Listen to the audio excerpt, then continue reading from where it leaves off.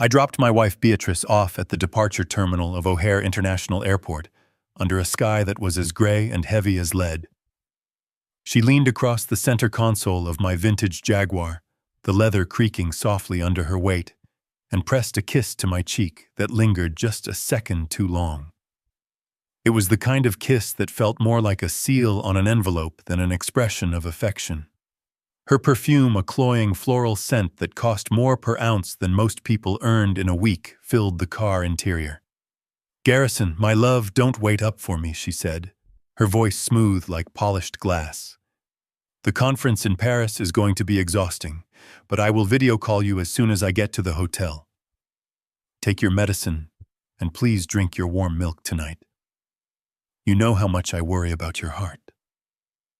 At 71, people expected me to be slowing down to be the retired real estate mogul whose sharp edges had been dulled by luxury and age. I played the part well. I let my hand tremble slightly as I touched hers. "I will, Beatrice," I rasped. "Have a safe flight. Call me when you land." She smiled, a dazzling display of white veneers that I had paid for, grabbed her Louis Vuitton carry-on, and stepped out into the biting Chicago wind. I watched her walk through the sliding glass doors, her hips swaying in that red trench coat, commanding attention from every man in the vicinity. She didn't look back once, not a single glance over her shoulder at her husband of 10 years, or her stepson sitting quietly in the back seat. I shifted the car into drive, letting out a breath I didn't know I had. He was small for 8 years old, with big observant eyes that saw too much and a mouth that rarely spoke. He had been unusually quiet all morning, clutching his backpack to his chest like a shield. I glanced at him in the rearview mirror. His face was pale, his eyes wide and fixed on the terminal doors where Beatrice had just vanished. "We are going to get some ice cream before we head home, Leo," I said, trying to inject some warmth into the cold morning. "A treat for us men while Beatrice is away." Leo didn't smile. He didn't cheer. Instead, he leaned forward as far as the seatbelt would allow, his knuckles white as he gripped the front headrest.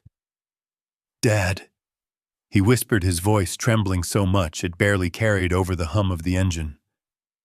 "We can't go home." I frowned, glancing at the traffic merging onto the freeway. "What do you mean, son?" "Are you feeling sick?" "No, Dad," he said. "We can't go home tonight. I heard Mom talking on the phone when she thought I was asleep. She isn't going to Paris.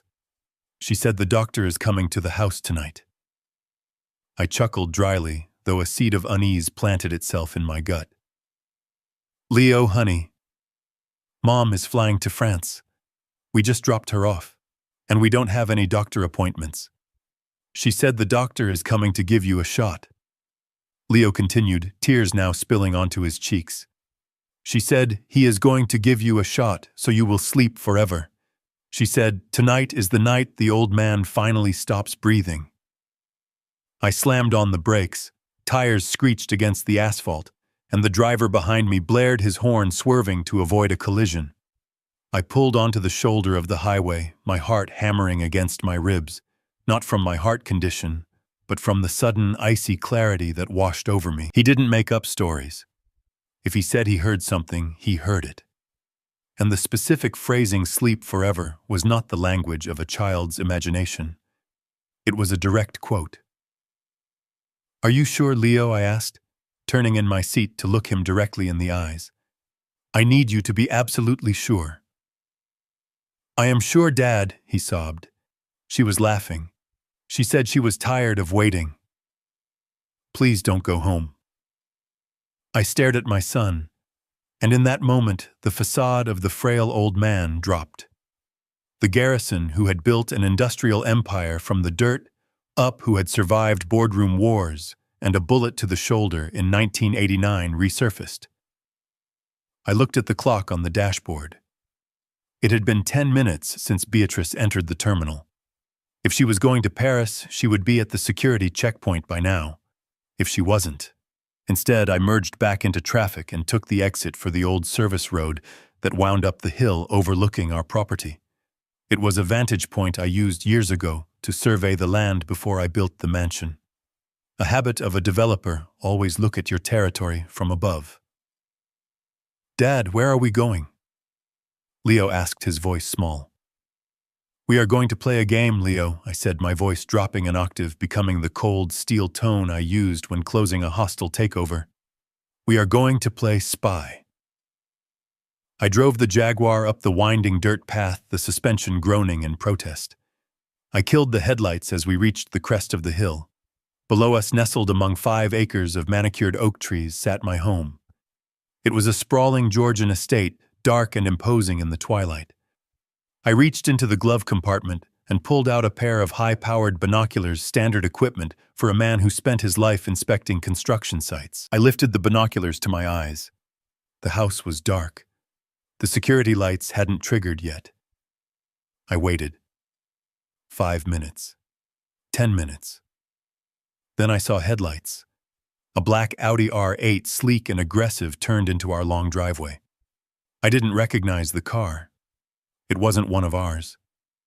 It slowed down as it approached the main gate. The driver didn't buzz the intercom. He didn't wait for someone to open it. The gate simply swung open. He had a remote. My grip on the binoculars tightened until my knuckles cracked. Only 3 people had a remote to that gate. Me, Beatrice, and the head of our security company. The Audi rolled up the driveway and stopped right in front of the main entrance. The driver's door opened. A man stepped out. He was tall, built like a tank, the man who came to our house 3 times a week, who called me sir with a respectful nod, who helped me stretch my aging limbs. He walked up to the front door.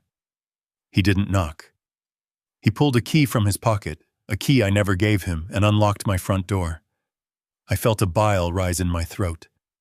But the real blow was yet to come. 30 seconds later, the lights in the foyer flickered on. The front door opened again. Dominic stepped out, but he wasn't alone. Walking out of my garage, not from a taxi, not from an airport shuttle, but from the inside of my own home, was Beatrice. She wasn't wearing her travel clothes anymore. She was wearing a silk robe I had bought her for our anniversary, tied loosely around her waist. She walked up to Dominic, wrapped her arms around his neck, and kissed him. They kissed right there on my front porch under the security cameras that she had likely disabled, thinking the old man was safely tucking himself into bed or driving aimlessly. Beatrice hadn't gone to Paris. She had sent me away to drop her off so she could circle back and prepare for my execution. I lowered the binoculars. My hands were steady now. The trembling was gone. The shock had evaporated, replaced by a cold, hard fury that burned cleaner than gasoline. "You were right, Leo," I said softly. "We aren't going home." I started the car and reversed carefully down the hill, leaving the mansion and the adulterous murderers behind in the darkness. I didn't drive to the police station. The police would ask questions, they would file reports. We drove 20 miles south, away from the affluent suburbs, and into a part of the city that polite society pretended didn't exist. I pulled into the parking lot of a motel with a flickering neon sign that buzzed like an angry hornet. The Starlight Motel. It was a dump, the kind of place where people rented rooms by the hour, and questions were never asked. Leo looked at the peeling paint and the shady characters loitering by the vending machine. "Dad, this place looks scary." "It is safer than our house, son," I said, grabbing my laptop bag from the trunk. "Come on." I paid cash for a room at the back. It smelled of stale cigarettes and cheap disinfectant. I locked the door, engaged the deadbolt, and propped a chair under the handle, old habits from a life I thought I had left behind. He nodded, trusting me with the absolute faith of a child who had just saved his father's life. I sat at the small, scarred table and opened my laptop. Beatrice was smart, but she was arrogant. She thought I was a technophobe, a relic of the analog age who couldn't operate a microwave without help. She didn't know that the paranoia that helped me survive the cutthroat world of Chicago real estate in the 80s never truly went away. When we renovated the mansion 2 years ago, Beatrice hired a high-end security firm to install the main system. But I had hired a different contractor, a man who owed me a favor from a gambling debt, to install a secondary hardwired system. Pinhole cameras and high-fidelity microphones hidden in the molding of the library, the kitchen, and the master bedroom. It operated on an independent server. I logged in. The screen flickered to life. He had his boots up on the coffee table, my table. They were drinking a bottle of my 1982 Beatrice. So did the old goat drink his cocktail? Dominic asked, swirling the wine in the glass. Beatrice laughed a sound that was sharp and cruel. I ground it into his protein shake this morning, and I put a double dose in the milk I prepared for him tonight. It is in the fridge. He is obsessed with that routine. He will come home, drink his milk, and go to bed. And then Dominic asked, and then around 3 a.m. his heart will just... Stop, Beatrice said, making an exploding motion with her hand. The beauty of digoxin, my love, is that it looks exactly like heart failure. He is 71. He has a history of high blood pressure. No one will even order an autopsy. The doctor I hired to sign the death certificate, my heart would flutter erratically after meals. I had mentioned it to Beatrice, and she had been so solicitous, insisting I see Dr. Sterling, a new concierge doctor she had found. Sterling had told me it was just anxiety and age. He had prescribed me supplements that Beatrice administered. I wasn't dying of old age. I was being poisoned. Slowly, systematically over weeks to build up the toxicity in my blood, preparing me for the final lethal dose tonight. If I had gone home, if I had drunk that milk, I would be dead before sunrise. I watched the screen. Dominic leaned over and kissed her neck. And the boy. What about Leo? Beatrice waved her hand dismissively. He is the only loose end.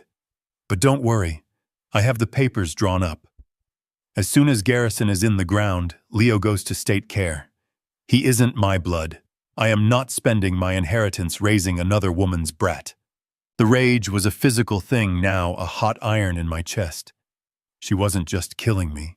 She was discarding my son like garbage. I needed to know how much time I had.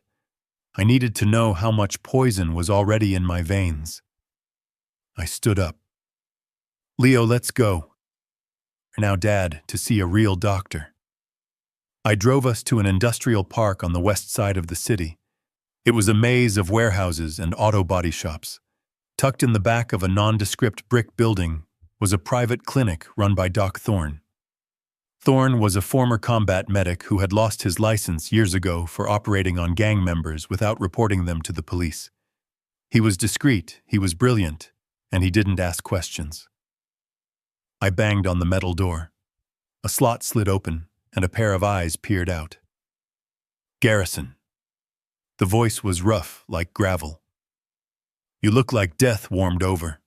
Open the door, Thorne. I explained the situation in 3 sentences. My wife is poisoning me. Digoxin. I need to know my levels. Thorne didn't blink. He drew blood immediately. He hooked me up to an EKG. While we waited for the rapid test results, he listened to my heart.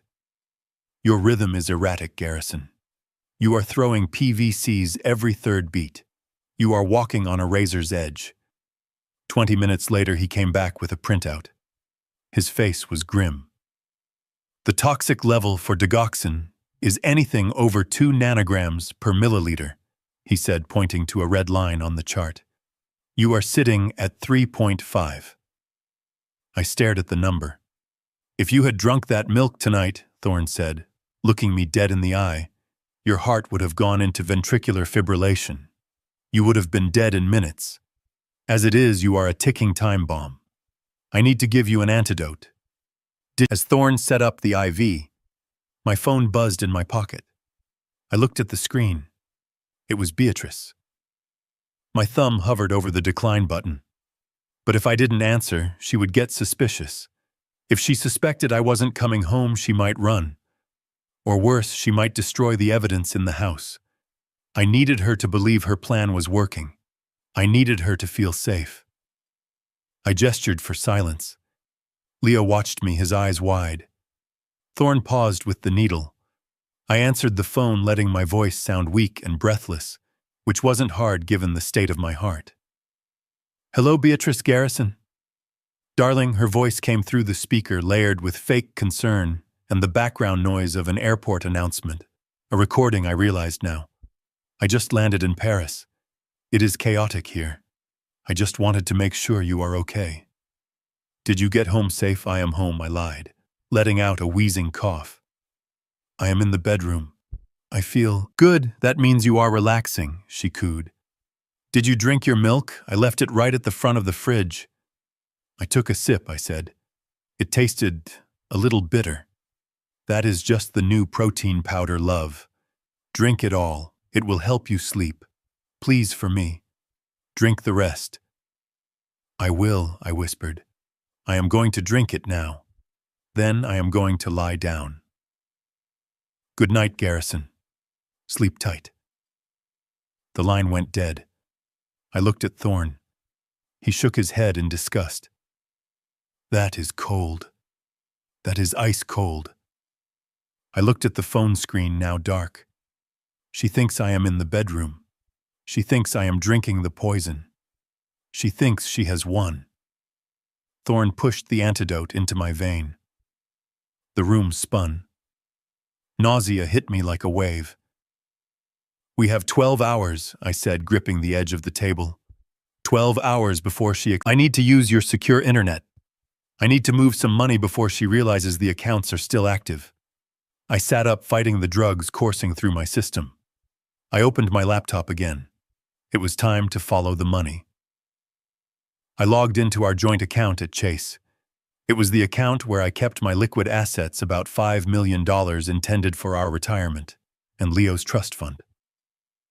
The balance read 0. I stared at the screen. 0. She hadn't waited for me to die.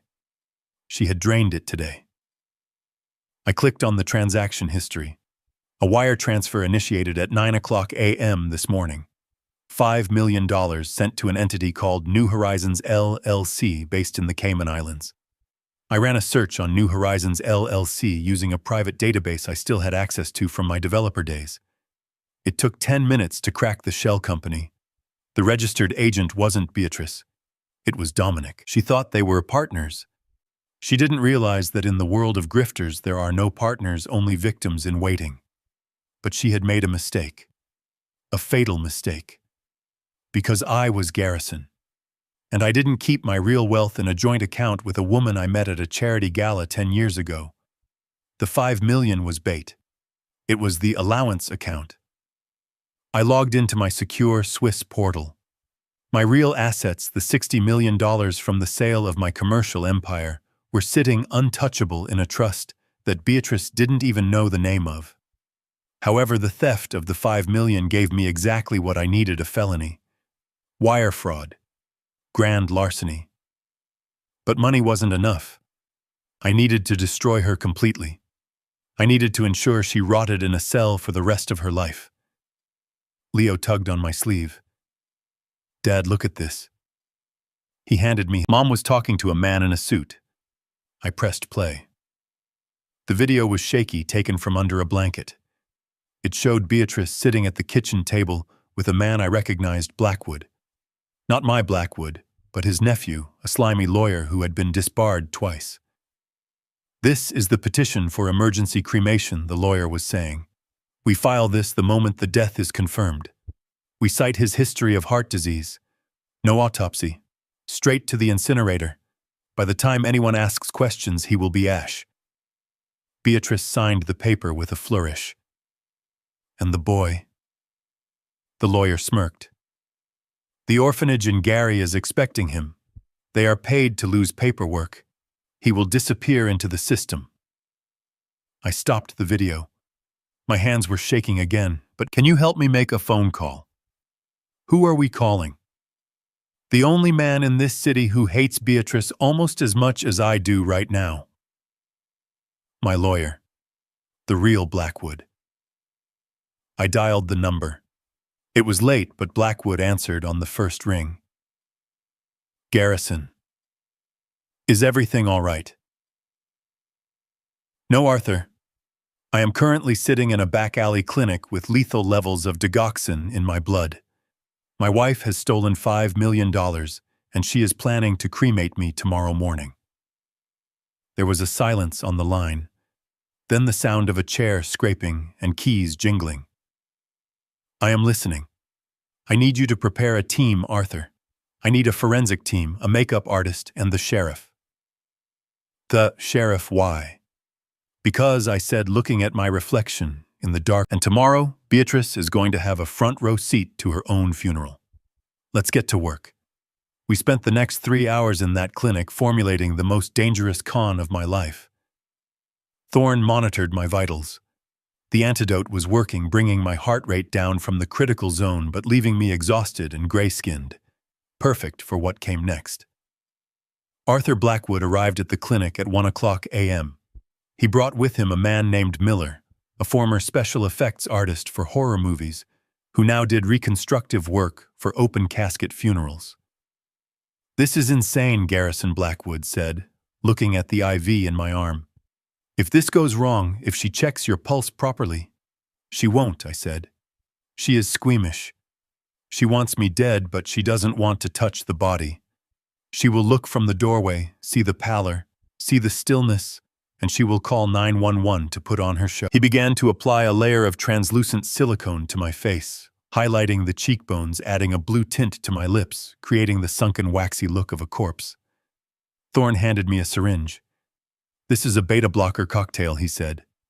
"It will drop your heart rate to about 30 beats a minute. Your breathing will be so shallow it will be invisible to the naked eye. You will feel cold to the touch, but you have to stay perfectly still. You can't flinch." "I understand." We left Leo with Blackwood's wife, a woman who baked cookies and asked no questions. Leaving him was the hardest part. "Dad, please come back," he whispered, hugging my waist. "I promise, Leo. When you see me next, the bad people will be gone." I drove back to the mansion at 3:30 a.m. I parked the Jaguar down the road and walked through the woods, avoiding the main gate. I used the 2 distinct rhythms. Beatrice and Dominic were asleep in my bed. I moved to the guest room, the room where I had been sleeping lately due to my illness. I set the stage. I knocked over the glass of milk on the nightstand, spilling a bit on the rug, to make it look like it fell from a lifeless hand. I injected the beta blocker. Within minutes, the cold spread through my limbs. My heart slowed. Thump, thump, thump. I lay back on the pillows, opened my mouth slightly, and fixed my eyes on a spot on the ceiling. I willed my body to become stone. I waited. The sun began to rise, casting long, pale shadows across the room. At 8 a.m., I heard the front door open downstairs. Beatrice's voice rang out loud and theatrical. "Garrison, honey. I am home. I caught an early flight back." Footsteps on the stairs. Fast, eager. She burst into the room, "Garrison." She stopped at the foot of the bed. She saw my gray skin, my blue lips, my unseeing eyes. For a second there was silence. Then she didn't scream. She didn't cry. She smiled. It was a small, tight smile of absolute victory. She leaned over me, her face inches from mine. I could smell the coffee on her breath. She didn't check for a pulse. She just poked my shoulder with one manicured finger. "Ding dong, the witch is dead," she whispered. Then she straightened up, took a deep breath, and let out a blood-curdling scream. "No, Garrison, wake up! Help someone, help me!" It was an Oscar-worthy performance. She pulled her phone out and dialed 911, sobbing hysterically into the receiver. "My husband, I think he is dead. He isn't breathing. Please hurry." She hung up the phone and immediately texted someone. I couldn't see the screen, but I knew who it was. "Dominic. It is done." 10 minutes. These were the private ambulance crew Blackwood had contracted, uniformed and driving a rig that looked exactly like the city's fleet. They burst into the room. One of them checked my neck. He pressed his fingers against my carotid artery, feeling the slow, faint thrum that Beatrice had missed. He looked at Beatrice, shaking his head. "I am sorry, ma'am. He is gone." Beatrice collapsed onto the floor, wailing.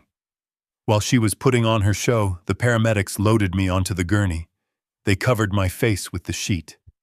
As they wheeled me out, I heard Beatrice's voice shift instantly from sobbing to businesslike. "Take him to the crematorium. I want it done today." It is what he wanted. We rolled past Dominic, who was standing in the hallway looking solemn. He gave Beatrice a subtle thumbs up. I was loaded into the back of the ambulance. "Vance, take me to the safe house," I said, wiping the makeup from my face. "We have a funeral to prepare."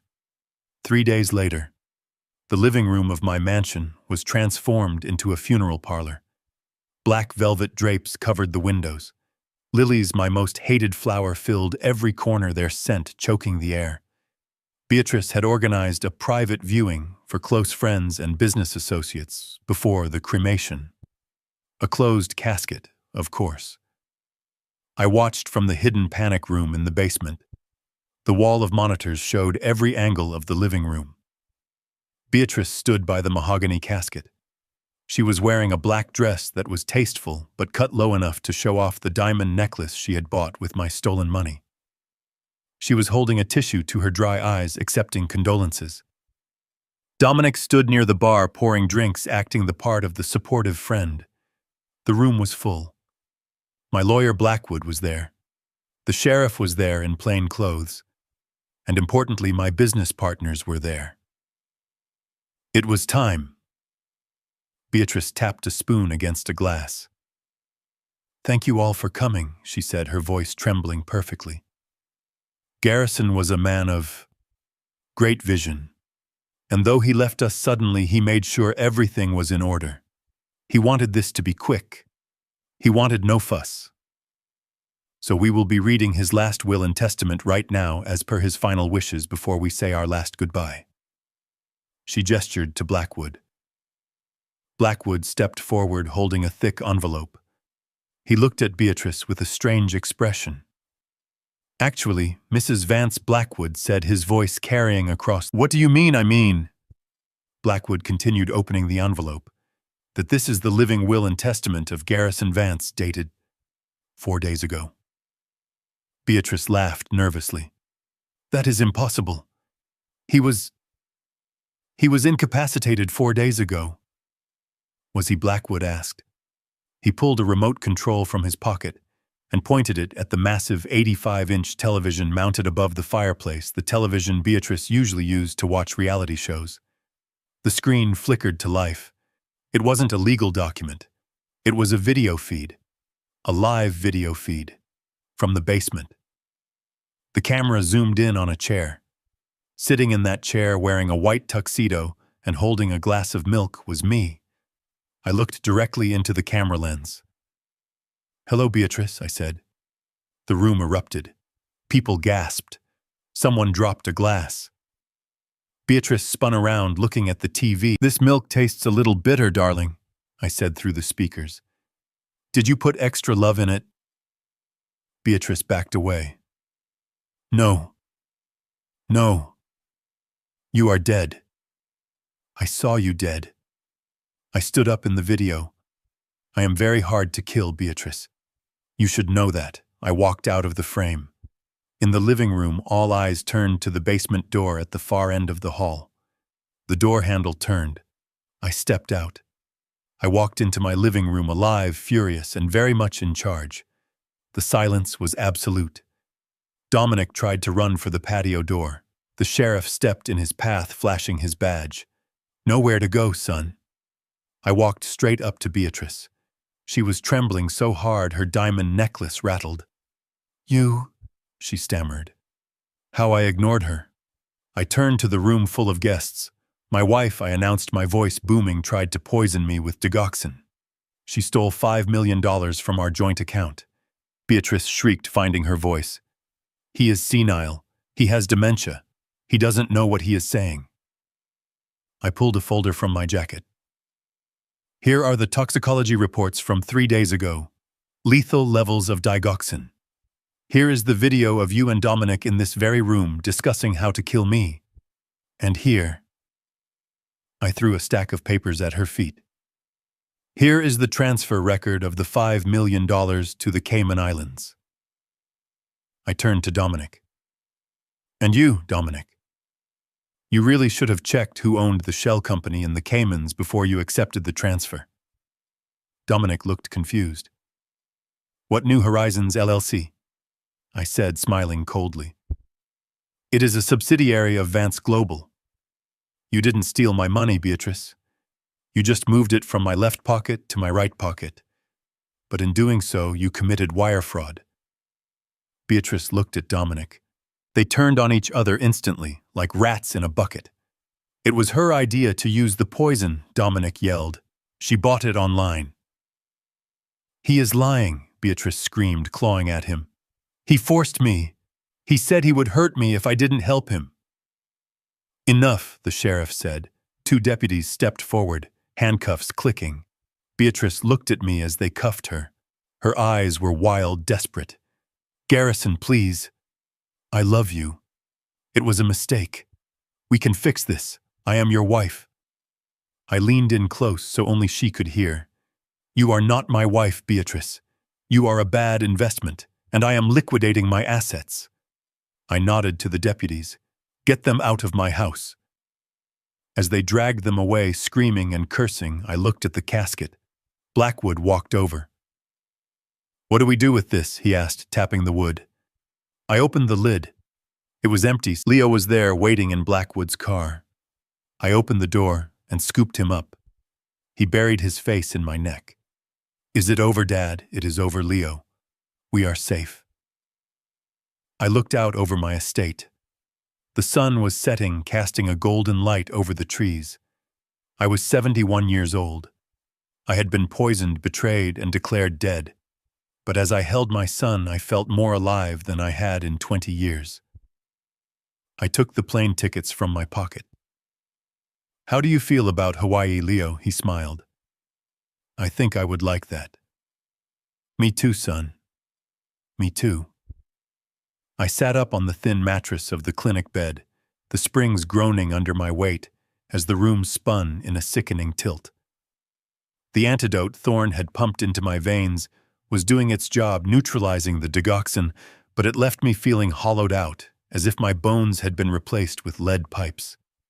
My chest still ached with a phantom pressure, but I could not afford to rest. I could not afford the luxury of convalescence.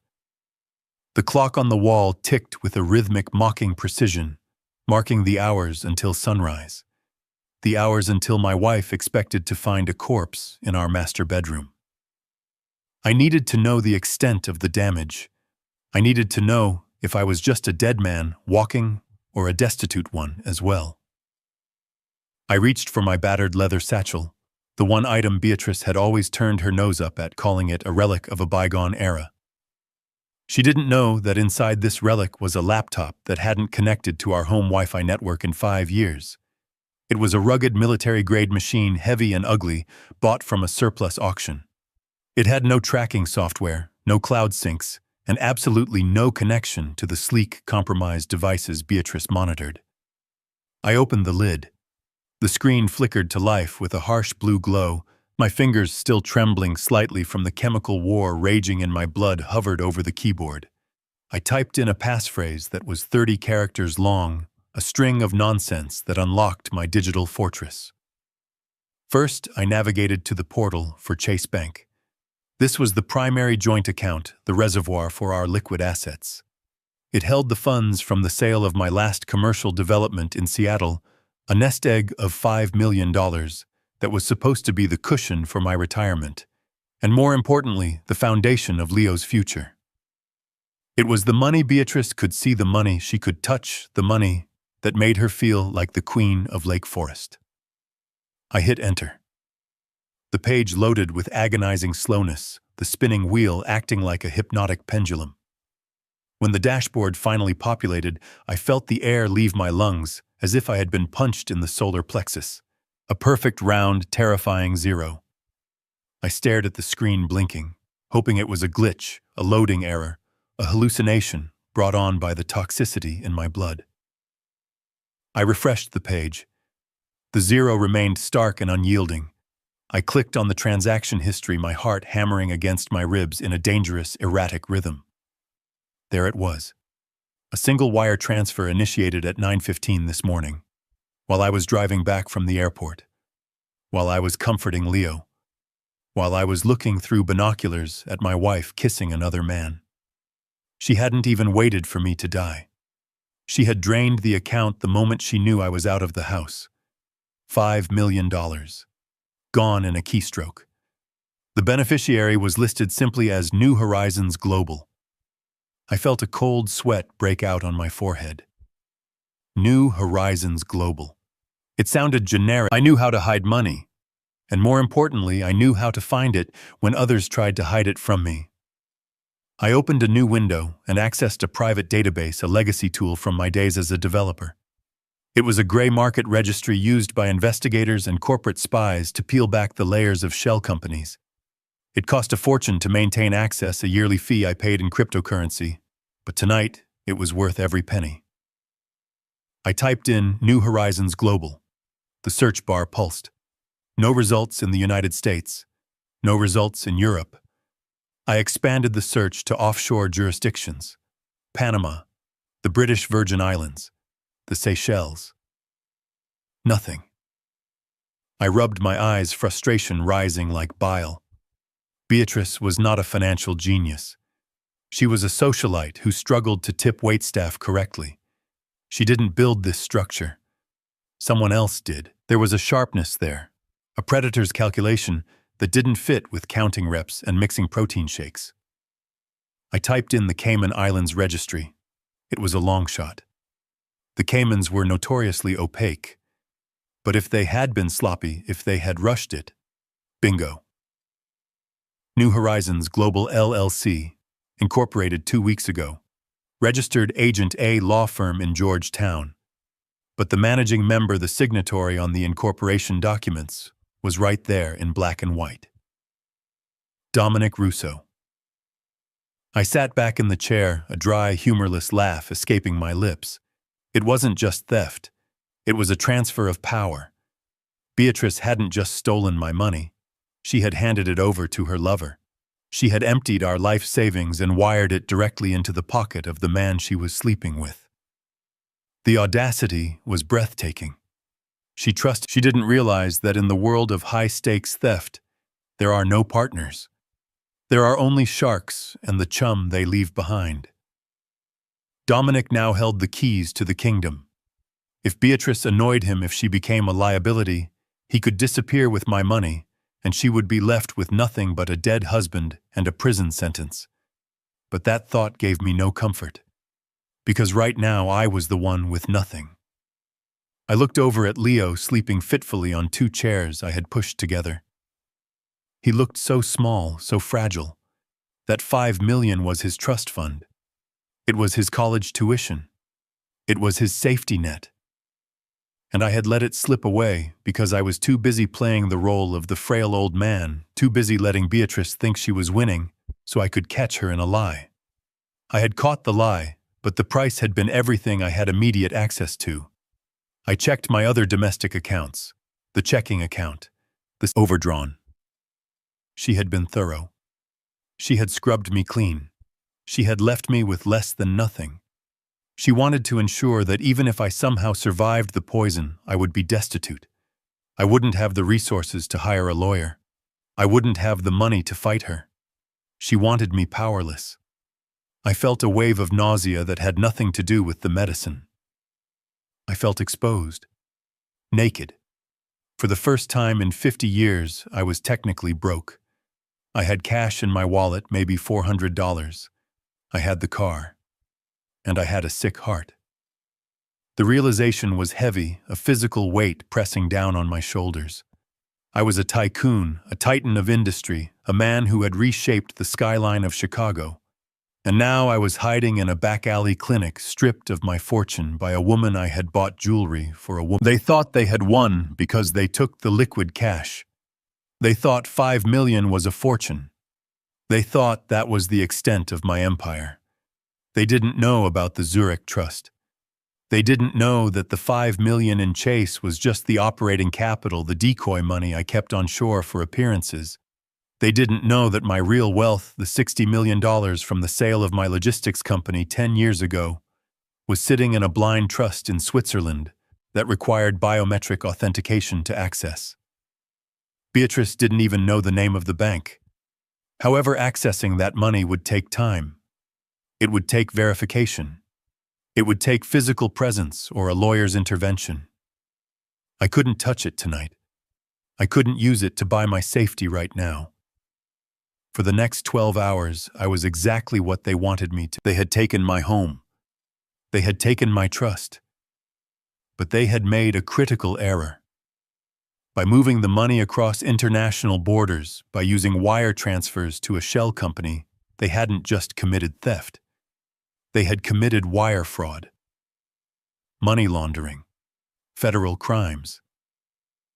They had handed me a weapon. I looked at the empty IV bag hanging above me. My strength was returning, slowly creeping back into my muscles. The digoxin was fading. My heart beat steady and strong. "You want my money, Dominic," I whispered to the empty room. "You can keep it for now. Hold on to it tight. Because when I come for you, I am not going to sue you. I am going to bury you under the weight of the federal government."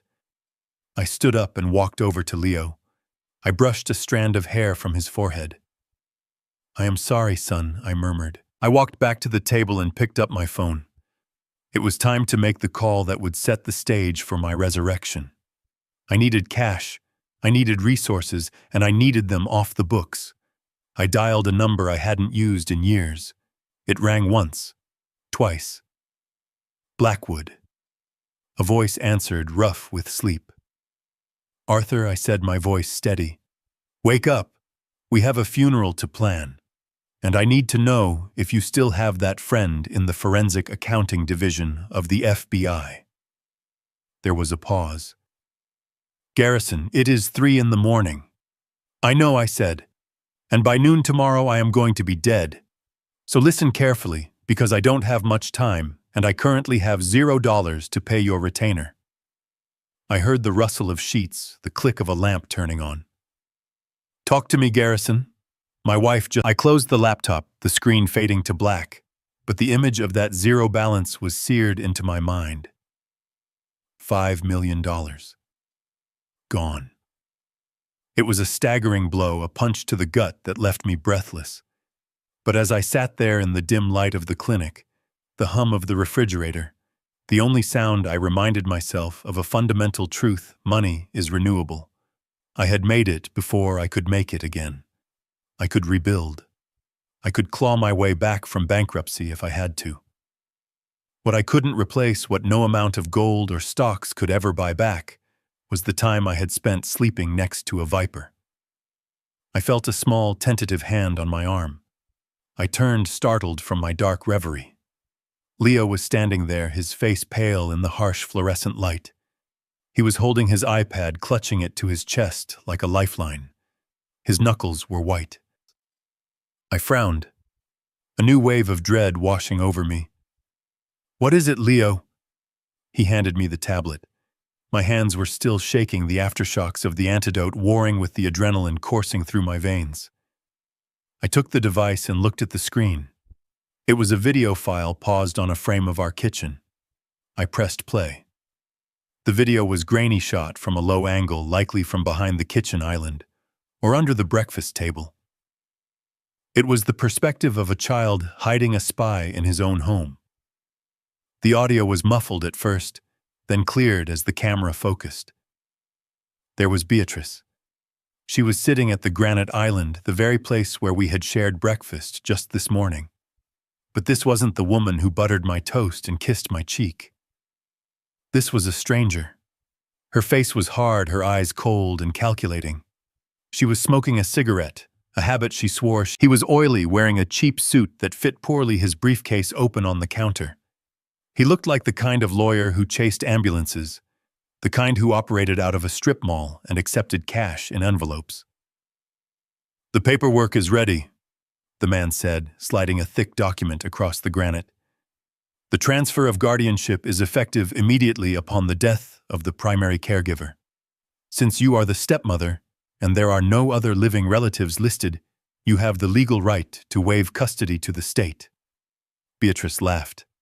It was a sound that made the hair on the back of my neck stand up.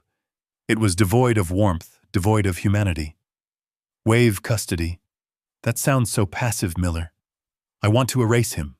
I want him gone. The moment Garrison's heart stops beating, that boy becomes a ward of the state. I have already arranged for the pickup. The St. Mary's home in Gary. I paused the video. The air left the room sucked out by the sheer gravity of her malice. St. Mary's in Gary. I knew of it.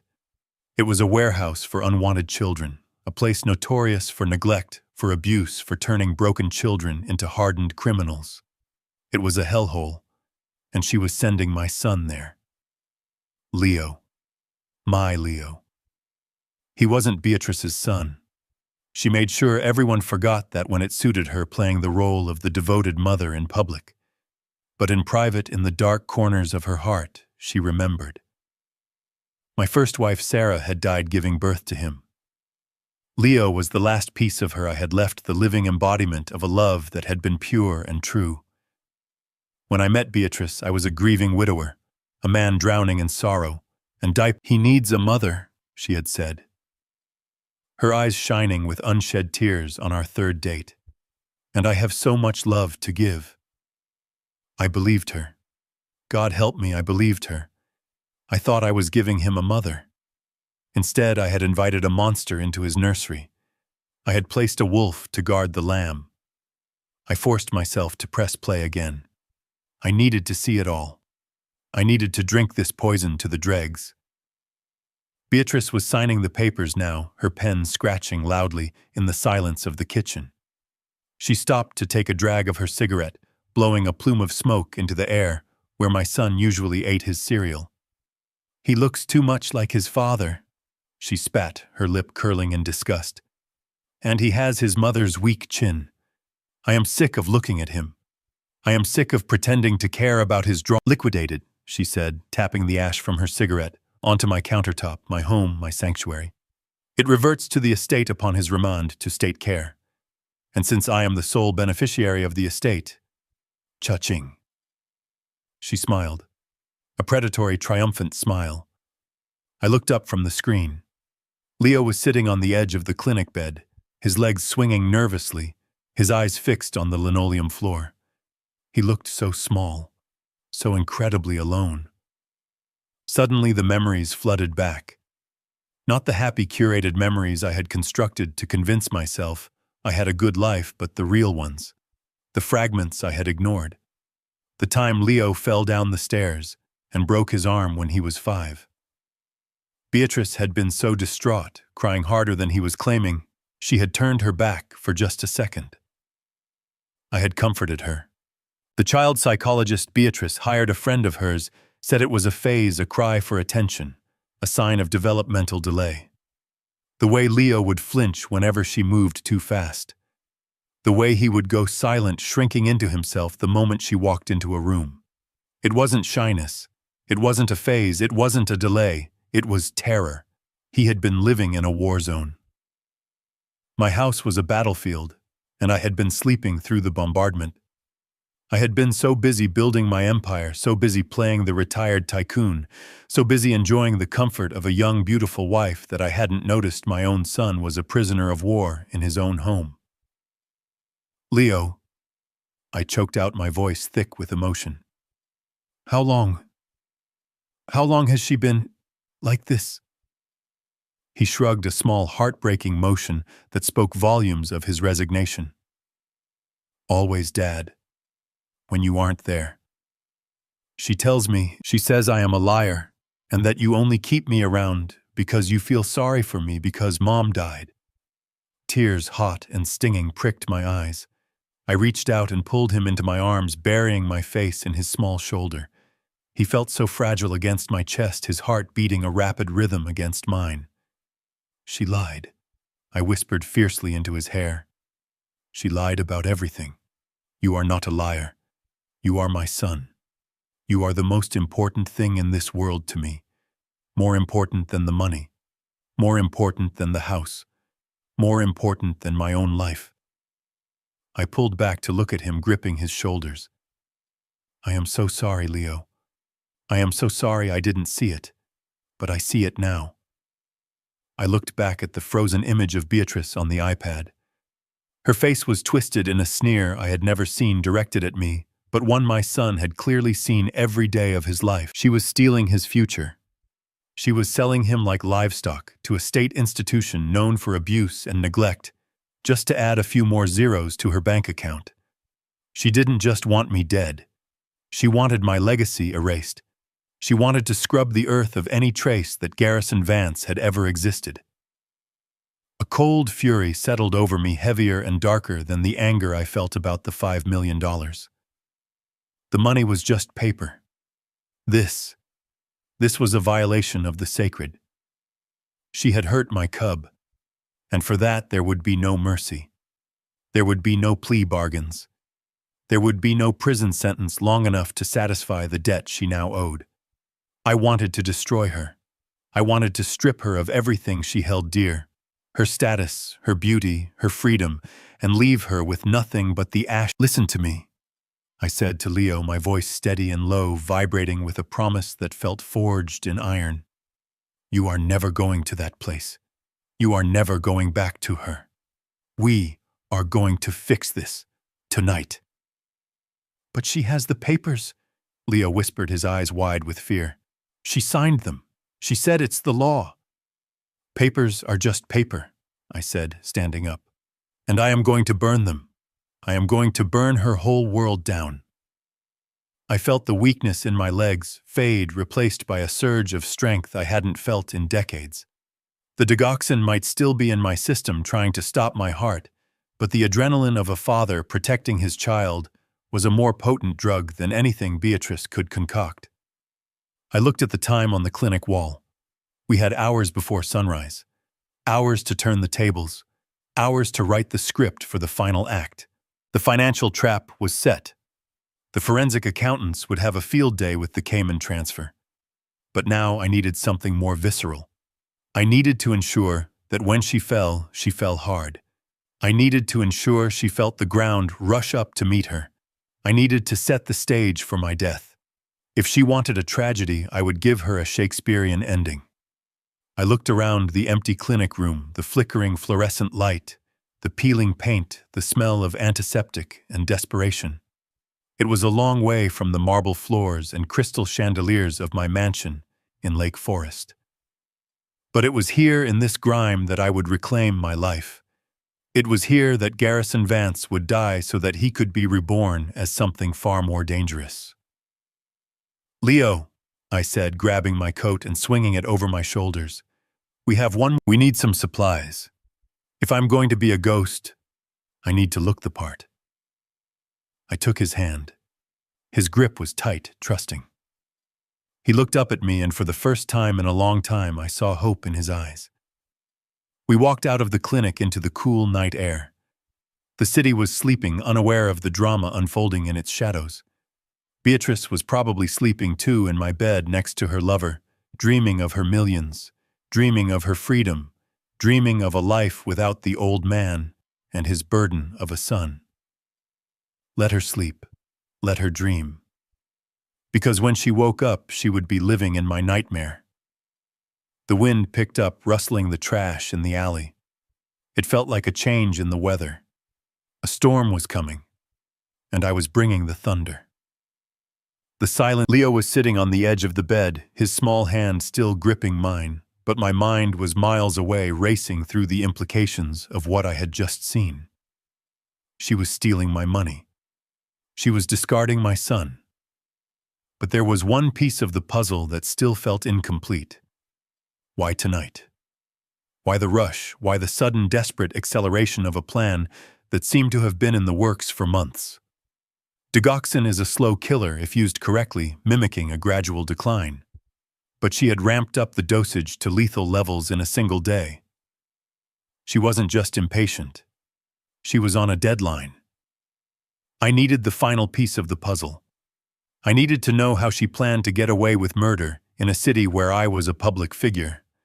You don't just kill a man like Garrison Vance. It was time to call the only man who knew where all the bodies were buried, because he had helped me dig a few of the legal graves himself. Arthur Blackwood. Not the slimeball nephew Beatrice had been conspiring with in the video, but the uncle, the patriarch of the firm, my oldest friend and the fiercest litigator in Chicago. It was 3:15 in the morning. I dialed his private line. It rang 4 times. I could imagine him fumbling for his glasses on the nightstand, his gray hair mussed his sharp mind, waking up instantly. Vance, his voice was gravelly but alert. "Do you know what time it is? I am dying, Arthur," I said, skipping the pleasantries. "Or at least I am supposed to be." There was a pause, the kind of silence that comes before a storm. "Explain." "Beatrice is poisoning me," I said, my voice steady despite the tremor in my hands. "Digoxin. And she plans to send Leo to an orphanage in Gary." I heard the sound of feet hitting the floor, the rustle of a robe. "Stay where you are," Blackwood commanded. "I am calling the police commissioner." "No," I stopped him. "Not yet. If the police show up at the house now, she will play the grieving, confused wife. She will say I am senile, that I wandered off, that I am making up stories. She has spent months planting seeds about my mental health. She will claim the money transfer was for my care. She will claim the orphanage papers were just a contingency. We need more, Arthur. We need to know the endgame. I need you to check the county clerk's digital filings." I continued. "Check for any emergency petitions filed in my name or hers in the last 24 hours. You think she filed something? She is thorough, Arthur. She wouldn't kill me without a way." I heard the clatter of a keyboard. The seconds stretched out, agonizing and long. I looked at Thorne, who was watching me with a grim expression. He knew what I was looking for. We both did. "Found it," Blackwood said, his voice dropping to a whisper. "Jesus, Garrison. Tell me." "It is a pre-filed request for an expedited cremation order," Blackwood said, the paper rustling on his end. "Filed yesterday afternoon by an attorney named Miller. It cites a religious objection to autopsies and a history of chronic cardiac failure. It is signed by you." I closed my eyes. I never signed that. "It is a forgery, obviously, but a good one," Blackwood said. "And there is a contract attached. With the Sunrise Crematorium. I knew the place. It was a budget operation on the south side known for asking 0 questions, and they are going to burn the evidence. They are going to turn me into smoke before the sun sets tomorrow. That is why tonight," Blackwood realized. "If you die tonight, the coroner picks you up in the morning. With this paperwork, you bypass the county morgue. You go straight to Sunrise. By noon, you are in an urn, and the digoxin is gone. Perfect crime." I felt a chill that had nothing to do with the temperature of the room. It was the chill of being erased. Beatrice didn't just want my money. She wanted to obliterate my existence. She wanted to scrub me from the earth so thoroughly that there would be nothing left to prove I had ever been murdered. I looked at Leo. If I was Ash, who would protect him? If I was gone, his testimony would be dismissed as the confusion of a grieving child. Beatrice would win. She would. "You have to get to safety. We can fight this in court." "In court," I snapped, "while she drains the offshore trusts, while she flees the country, while she spins a narrative that I lost my mind and disappeared. No. If I run, I am just a fugitive husband. If I run, she has time to cover her tracks. She has time to destroy the poison, delete the files, pay off the witnesses. Then what are you going to do?" I looked at the reflection in the darkened window. The face looking back at me was pale, gaunt, haunted. It was the face of a dead man. "She wants a dead husband, Arthur," I said, a plan forming in the darkness of my mind. A plan so reckless, so dangerous, that it was the only thing that could possibly work. "I am going to give her one." Garrison, don't do anything stupid. I am done being smart, Arthur. Smart got me poisoned in my own kitchen. I am going to be a ghost. You know, the one who does the special effects makeup for the opera. And I need the sheriff. The real sheriff, not the deputies on Beatrice's payroll. You are going to fake your death, Blackwood asked, his voice rising in disbelief. That is insane. If she realizes you are alive— She won't, I said. She is arrogant. She expects to see a corpse. She expects to see what she wants to see. She won't check for a pulse because she is afraid of death. She is a coward. She will stand in the doorway and gloat. And then I said, my voice hardening into steel, I am going to let her plan my funeral. I am going to let her invite all our friends, all our business partners, all the people she wants to impress with her grief. I am going to let her stand up there and lie to the world. And when she thinks she has won, when she is reading— Then I heard a sound I hadn't heard from Arthur Blackwood in years. A low, dark chuckle. It is theatrical, Garrison. It is dramatic.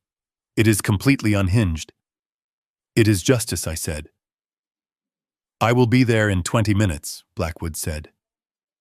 And Garrison. Yeah, make sure you look dead, because if you blink, we are all going to jail. I hung up the phone. I looked at Thorne. Do you have anything that can slow my heart rate down? I asked.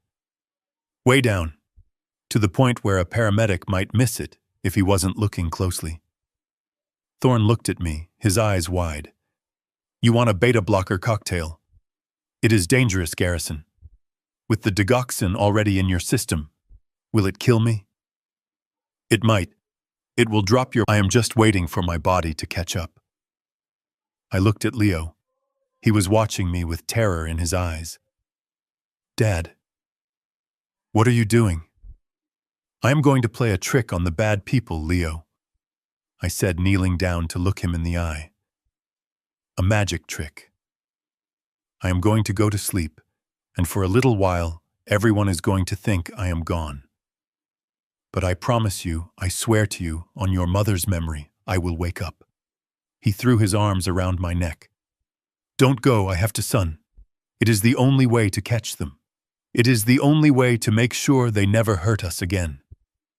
I held him tight, memorizing the feel of his small arms, the smell of his shampoo. This was the fuel I needed. This was the reason I would survive the poison, the drugs, and the cold, terrifying silence of playing dead. I stood up. I was ready.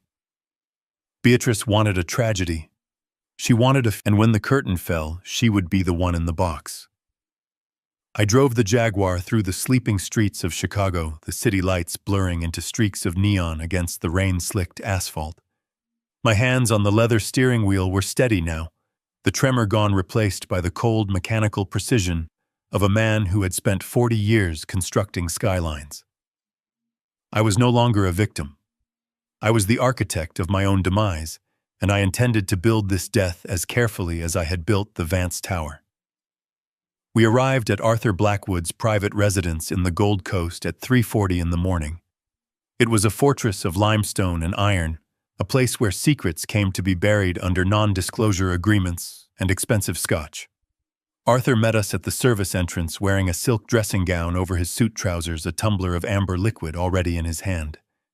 He didn't look like a man, he looked like a general surveying a battlefield. Inside, the library was already converted into a command center. Thorne, the combat medic, had come with us carrying his black medical bag like a weapon. But there were others waiting. Arthur hadn't wasted a second. Standing by the fireplace was a man I knew only by reputation. Miller. He was a legend in certain circles, a former mortuary cosmetologist who had pivoted to special effects for the film industry before finding a more lucrative niche working for people like me, people who needed reality adjusted. He had a face that was entirely forgettable, the kind you would pass on the street without a second glance, but his hands were long, artistic, and stained with pigments. Next to him stood the sheriff, a man I had helped elect 3 terms ago with a substantial donation to his campaign fund. He nodded at me, a grim acknowledgement of the debt he was about to repay. You look like hell. I feel like it, I replied, walking to the center of the room. But I am not dead yet. That is the problem. We have a timeline to keep, Arthur said, gesturing to the group. If Beatrice expects a body by morning, we have approximately 3 hours to turn you into a corpse that can pass inspection. Miller, you are up. Miller stepped forward, opening a metal case that folded out into a terrifying array of brushes, silicones, and vials of fluid. He looked at me with the detached clinical gaze of a butcher eyeing a side of beef. The lighting in your bedroom, Miller asked, his voice soft and raspy. Is it warm or cool? LED or incandescent warm, I said. Bedside lamps, vintage bulbs. Good, Miller muttered. That gives us some latitude. Yellow light hides the imperfections in the skin tone. Sit down, Mr. Vance. He used translucent silicone gels, layering them over my skin to dull the natural reflectivity of living tissue. He worked on my cheeks, shading the hollows to make me look gaunt, dehydrated. He applied a subtle blue tint to my lips and nail beds, the telltale cyanosis of cardiac failure. While Miller painted death onto my face, Thorne and Arthur discussed the chemistry of my resurrection. The digoxin is already in his system, Thorne said, laying out a row of syringes on the mahogany desk. That provides the base irregularity. But to fool a paramedic, even a paid one, we need to drop the vitals to the floor. He held up a vial of clear liquid. This is a proprietary beta blocker cocktail usually used for slowing the heart during bypass surgery, Thorne explained. Combined with a heavy sedative, it is going to drop your heart rate to roughly 25 beats per minute. Your respiration will be so shallow it will be undetectable without a stethoscope placed directly on the chest. And the risk, I asked, not moving my lips, as Miller dabbed a gray wash onto my neck. Thorne paused. The risk is that your heart stops completely. You are 71, Garrison. Your system has already been stressed by the poison. We are essentially pushing the pause button on your biology. If you panic, if your adrenaline spikes while the blockers are active, you could go into cardiac arrest for real. You have to be zen. You have to be a stone. I looked at my reflection in the mirror Miller held up. The man staring back at me was already gone. His skin was waxy, his eyes sunken, his lips the color of a bruised plum. It was terrifying. It was a masterpiece. I can do it, I said. I have spent my life controlling chaos. I can control my own heartbeat. Arthur stepped forward.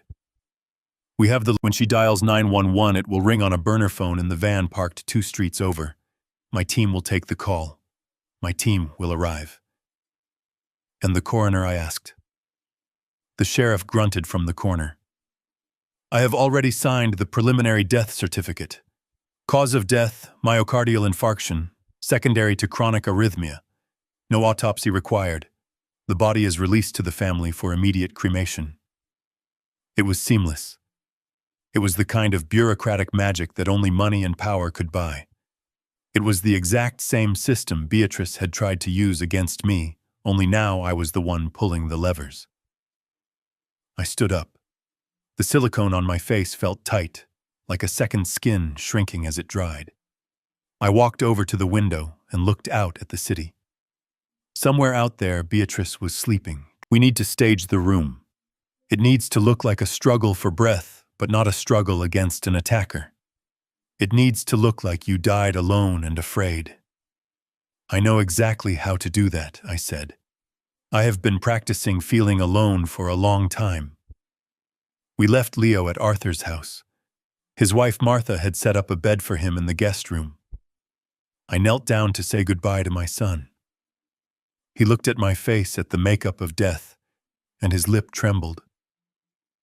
It is just paint, Leo, I whispered, guiding his hand to touch my cheek. Like Halloween. You look scary, Dad. I have to be scary, son. Monsters are only afraid of bigger monsters. I hugged him tight, memorizing the smell of his hair, the warmth of his small body. I drove back to the estate in a nondescript van provided by the sheriff, parking it on the service road a mile from the main gate. I walked the rest of the way through the woods, the damp earth soaking my shoes. The mansion loomed ahead, dark and silent, a mausoleum of my own making. I entered through the servants' entrance, using the code Beatrice never bothered to change. The house was quiet, the air conditioning humming a low, steady note. I crept up the back stairs, my footsteps silent on the plush carpeting. I reached the guest bedroom. This was it, the stage. I set the scene with the meticulous eye of a set designer. I knocked over the water glass on the nightstand, letting the puddle soak into the rug. I pulled the sheets half off the mattress, as if I had thrashed in the night. I opened the bottle of nitroglycerin tablets Dr. Sterling had prescribed placebo. Then I sat on the edge of the bed. I took the syringe Thorne had given me. The needle was thin silver in the moonlight. This was the point of no return.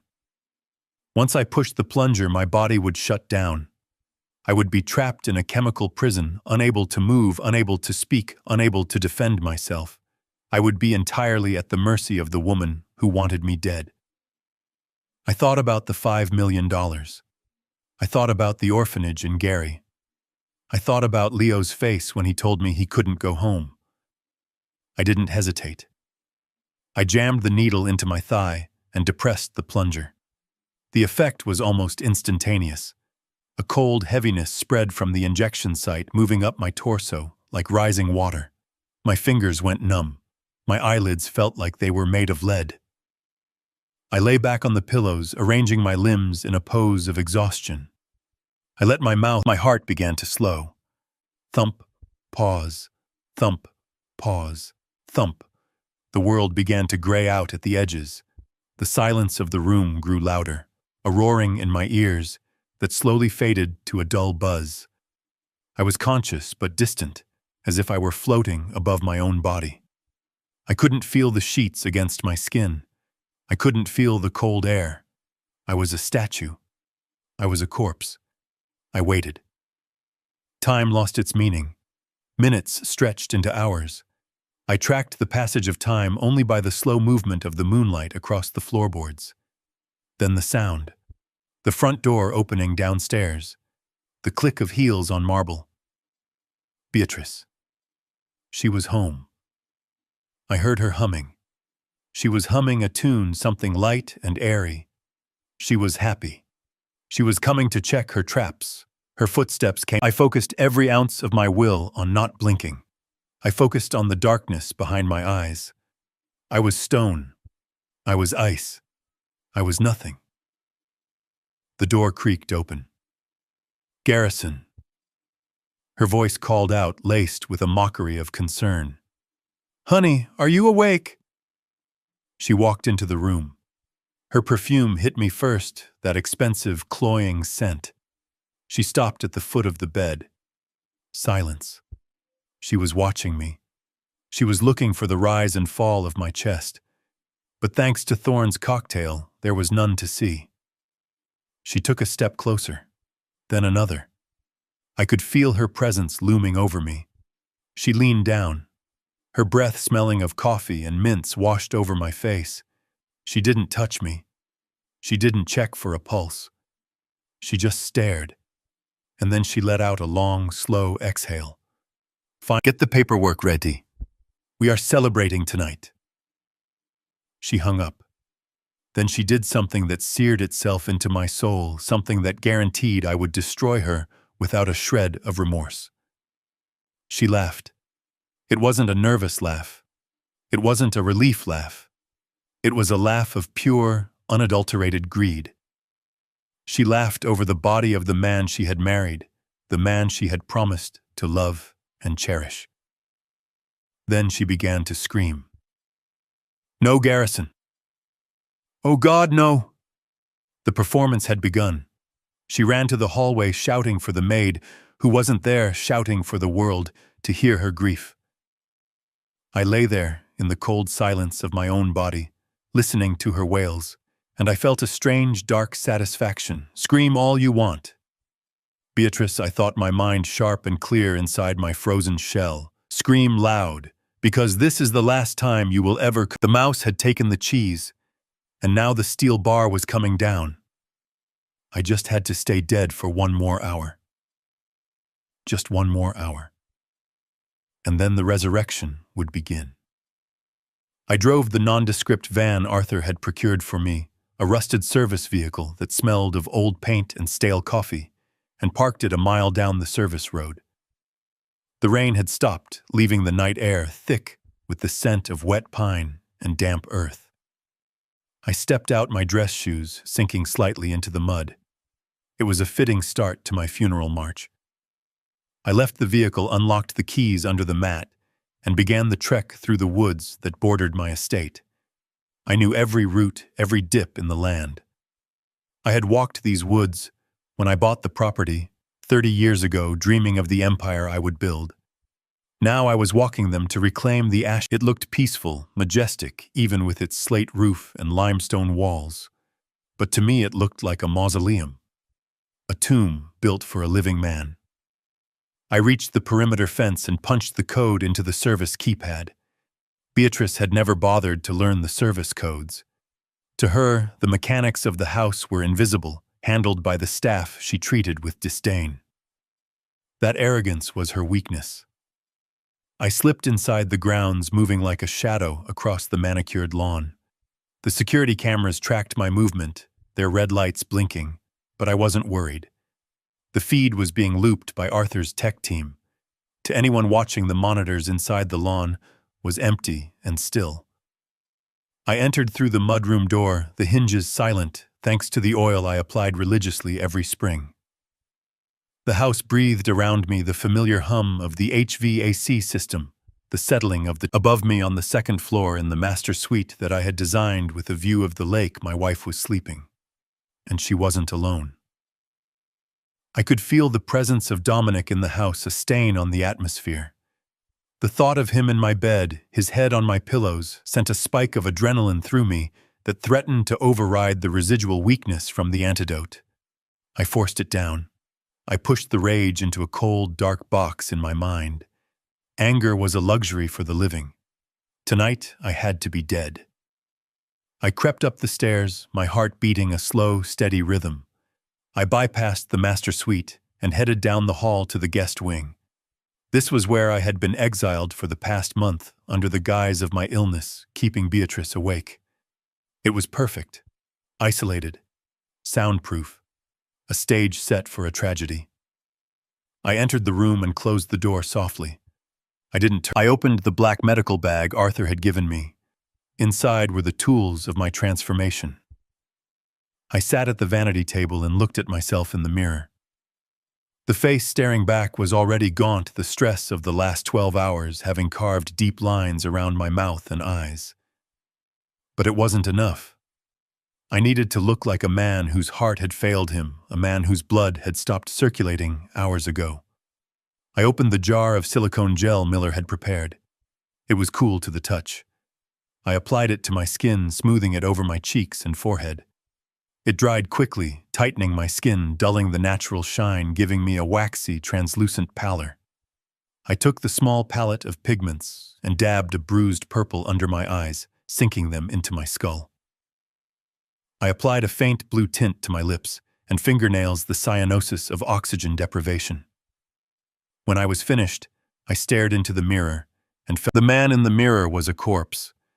It was a terrifying glimpse into my own mortality. A dress rehearsal for the inevitable.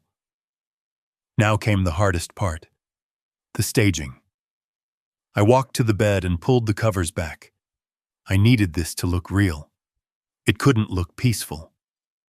Death by cardiac arrest from digoxin toxicity was not gentle. It was a struggle. It was chaos. I messed up the sheets, twisting them as if I had thrashed in pain. I took the glass of water from the nightstand and tipped it over, letting the water soak into the expensive Persian rug. I opened the bottle of nitroglycerin pills, the placebo prescription Beatrice had insisted on, and scattered them across the floor as if I had fumbled for them in my final moments, desperate for salvation that never came. I took off my shoes and jacket, draping them carelessly over the chair. I loosened my tie but didn't remove it. I sat on the edge of the bed. I picked up the syringe Thorne had prepared. The beta-blocker cocktail. This was the cliff edge. Once I injected this, I was a passenger in my own body. My heart rate would drop to 30 beats per minute. My breathing would become so shallow, it would be imperceptible to the naked eye. My body temperature would drop. I would be paralyzed, unable to move, unable to speak, unable to blink. If Beatrice decided to suffocate me with a pillow just to be sure I wouldn't be able to stop her. If she decided to start the cremation early, I would feel the heat but be unable to scream. It was madness. It was the only way. I thought of Leo sleeping safely at Arthur's house. I thought of the future I was fighting for. I rolled up my sleeve. I found a vein in my thigh, just as Thorne had instructed to hide the needle mark. I tossed the syringe under the bed where it wouldn't be easily seen. I lay back against the pillows. I arranged my limbs in a pose of final exhaustion, one arm dangling off the side of the bed, reaching toward the spilled pills. I opened my mouth slightly, letting my jaw go slack. I fixed my eyes on a spot on the ceiling, a water stain I had noticed years ago. I waited. The drug hit me like a physical weight. My limbs grew heavy, then numb. The sensation of the sheets against my skin faded. The cold crept inward, settling in my chest. My heart hammered once hard as if protesting, and then it slowed. Thump. Silence. Thump. Silence. My breathing grew shallow. I didn't have to force it. My diaphragm simply lacked the energy to expand fully. I was taking tiny sips of air, just enough to keep the brain oxygenated, not enough to move my chest. My eyelids felt like lead curtains, but I forced them to stay half open, staring unseeingly at the ceiling. My vision blurred, the edges of the room darkening into a tunnel. I was locked in. I was a prisoner in a bone cage. I could hear. I could see, though, dimly. But I couldn't move a finger. I tried to twitch my toe, just to test the limits. Nothing. The signal from my brain went out into the void and died. Panic flared in my chest, a hot spark in the cold.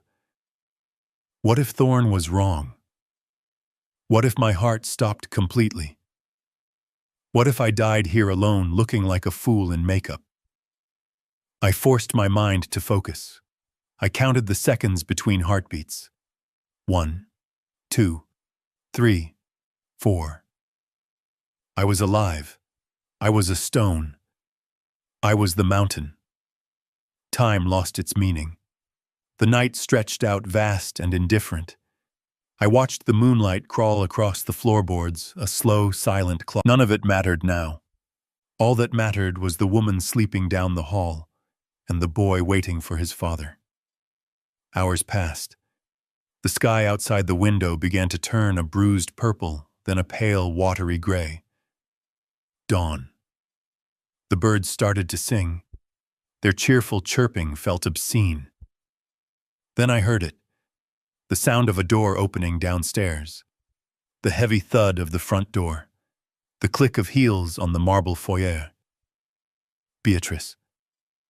She was home. Or rather, she was returning from her fake trip to the airport, playing the part of the weary traveler coming back to her husband. I heard her voice loud and projecting, performing for an audience of none.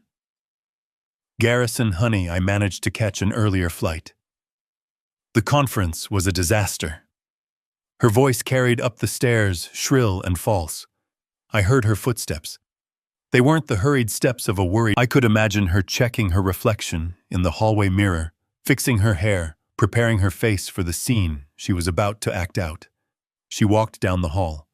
Garrison, are you awake? She bypassed the master bedroom. She knew I wasn't there. She came straight to the guest room. The doorknob turned. The brass mechanism clicked loudly in the silence. My heart wanted to race, wanted to pound against my ribs, but the drugs held it in a vice grip. Thump, thump, thump, slow, agonizing. The door creaked open. Beatrice stood in the doorway. She was wearing the same red trench coat she had left in. She looked impeccable. She scanned the room. Her eyes landed on the bed, on me. She froze. For a long moment, there was no sound but the birds outside. She took a step into the room, then another. She saw the spilled water. She saw the scattered pills. She saw the gray, waxy pallor of my skin and the blue tinge of my lips.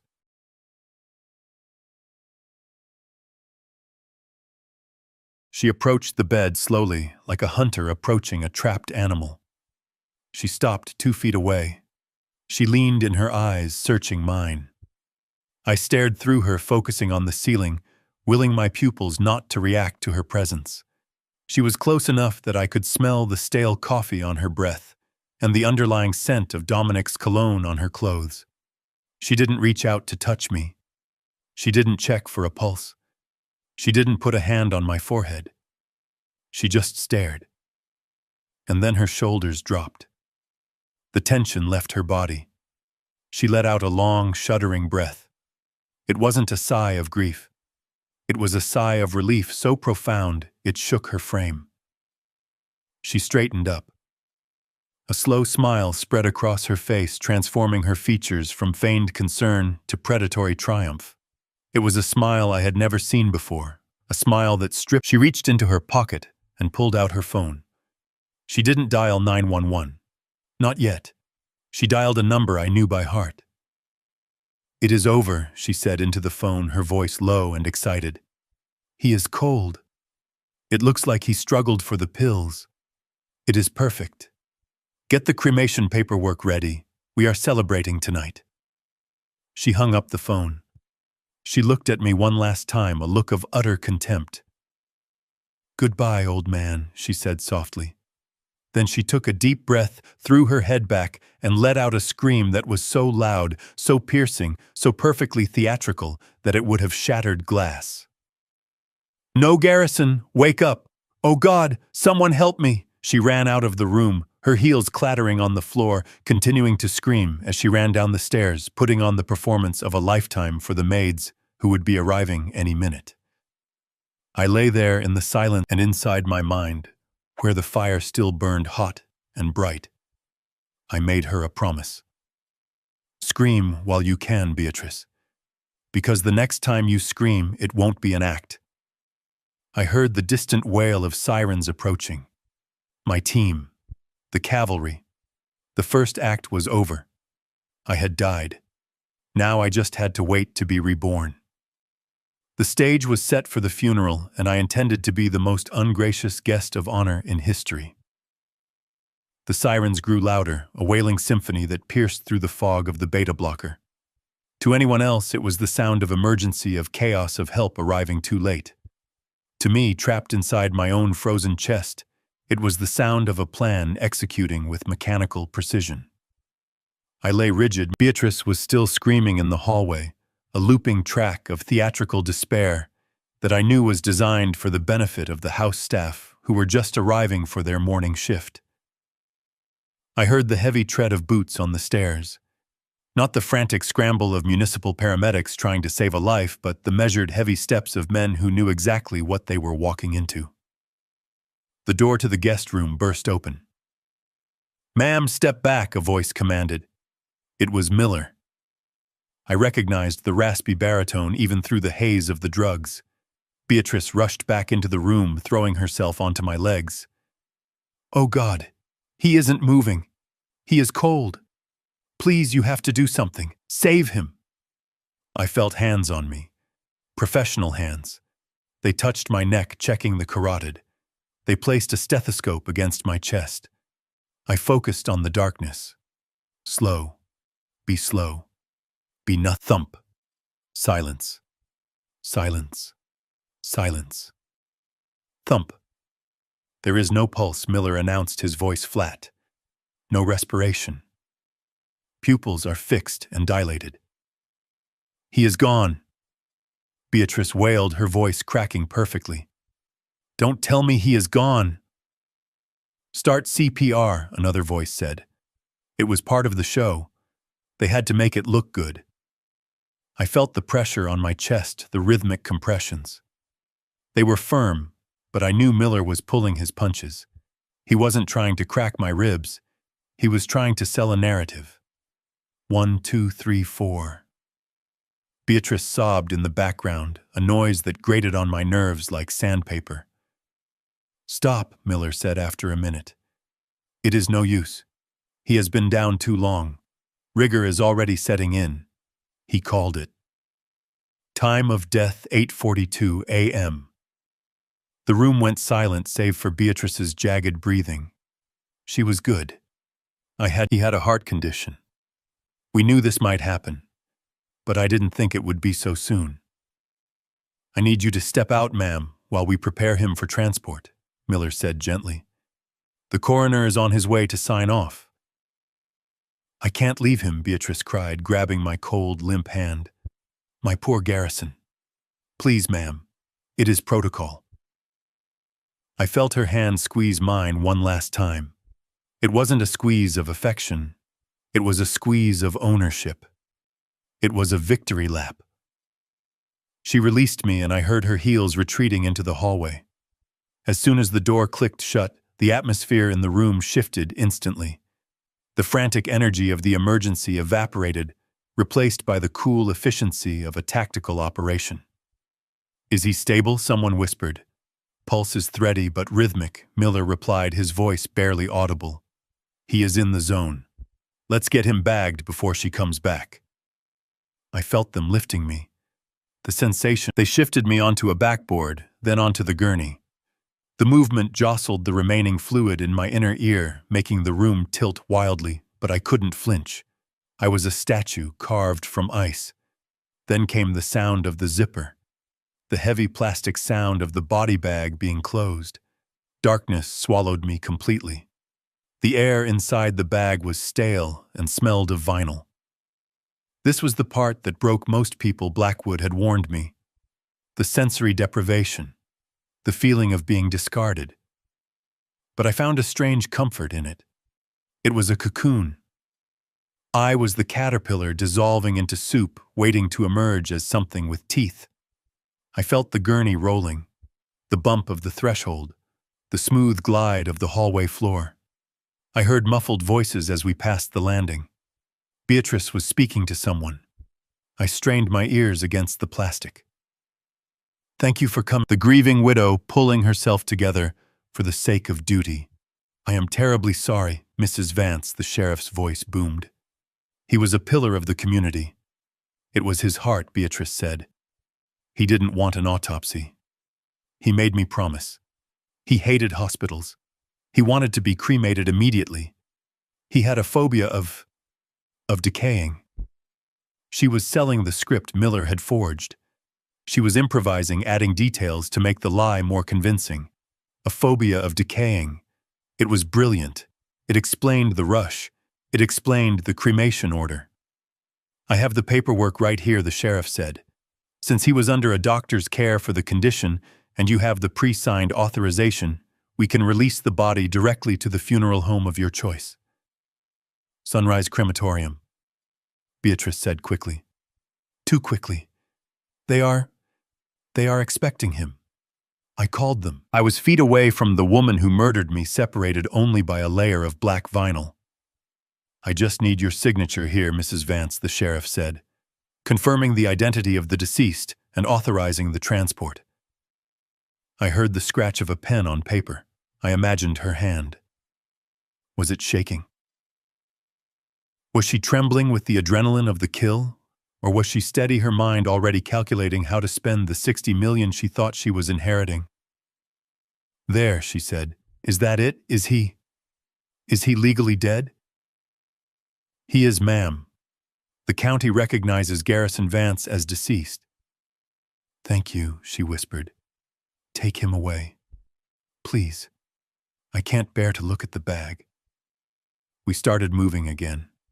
The wheels rumbled over the marble foyer. The front door opened, and a blast of fresh morning air hit the bag, cooling the plastic against my face. We were outside.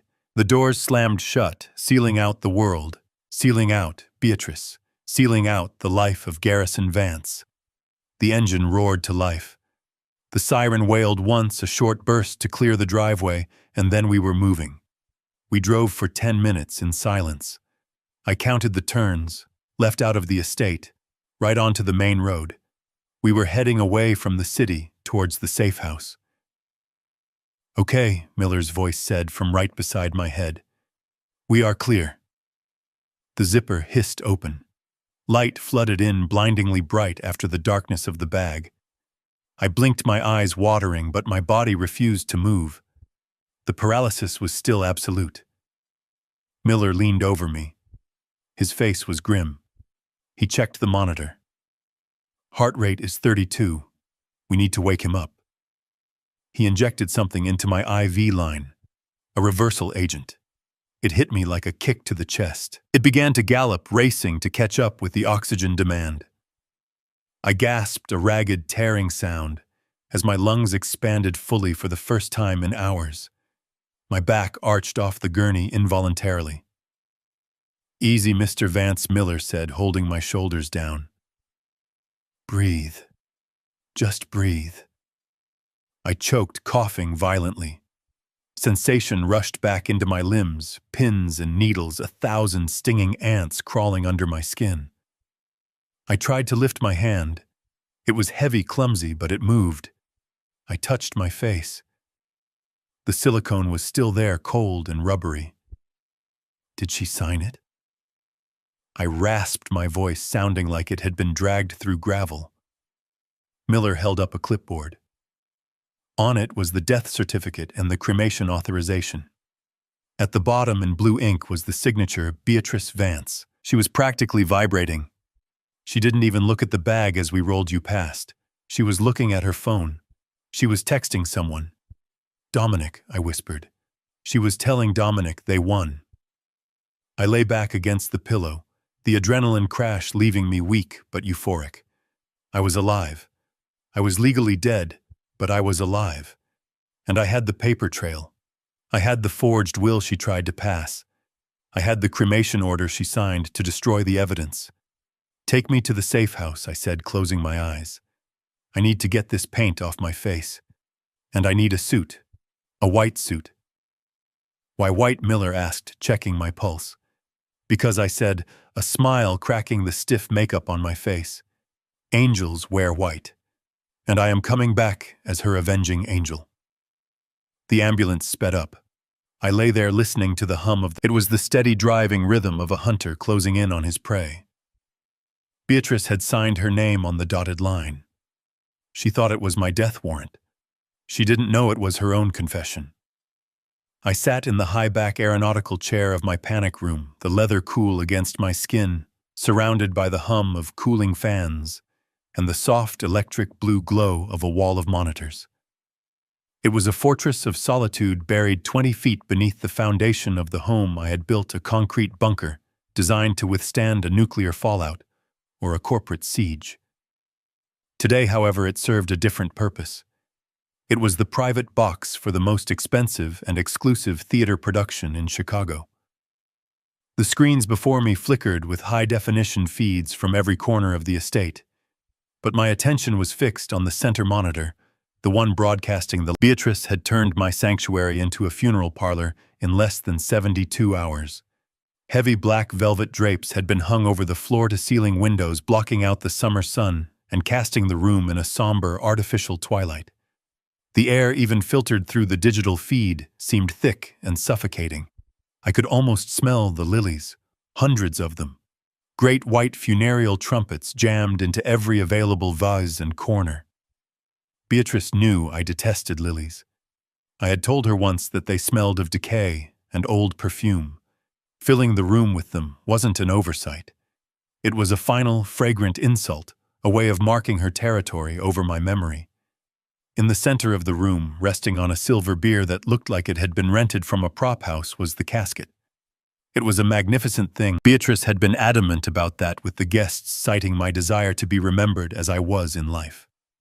A convenient lie that saved her the trouble of explaining why my corpse wasn't currently decomposing inside it.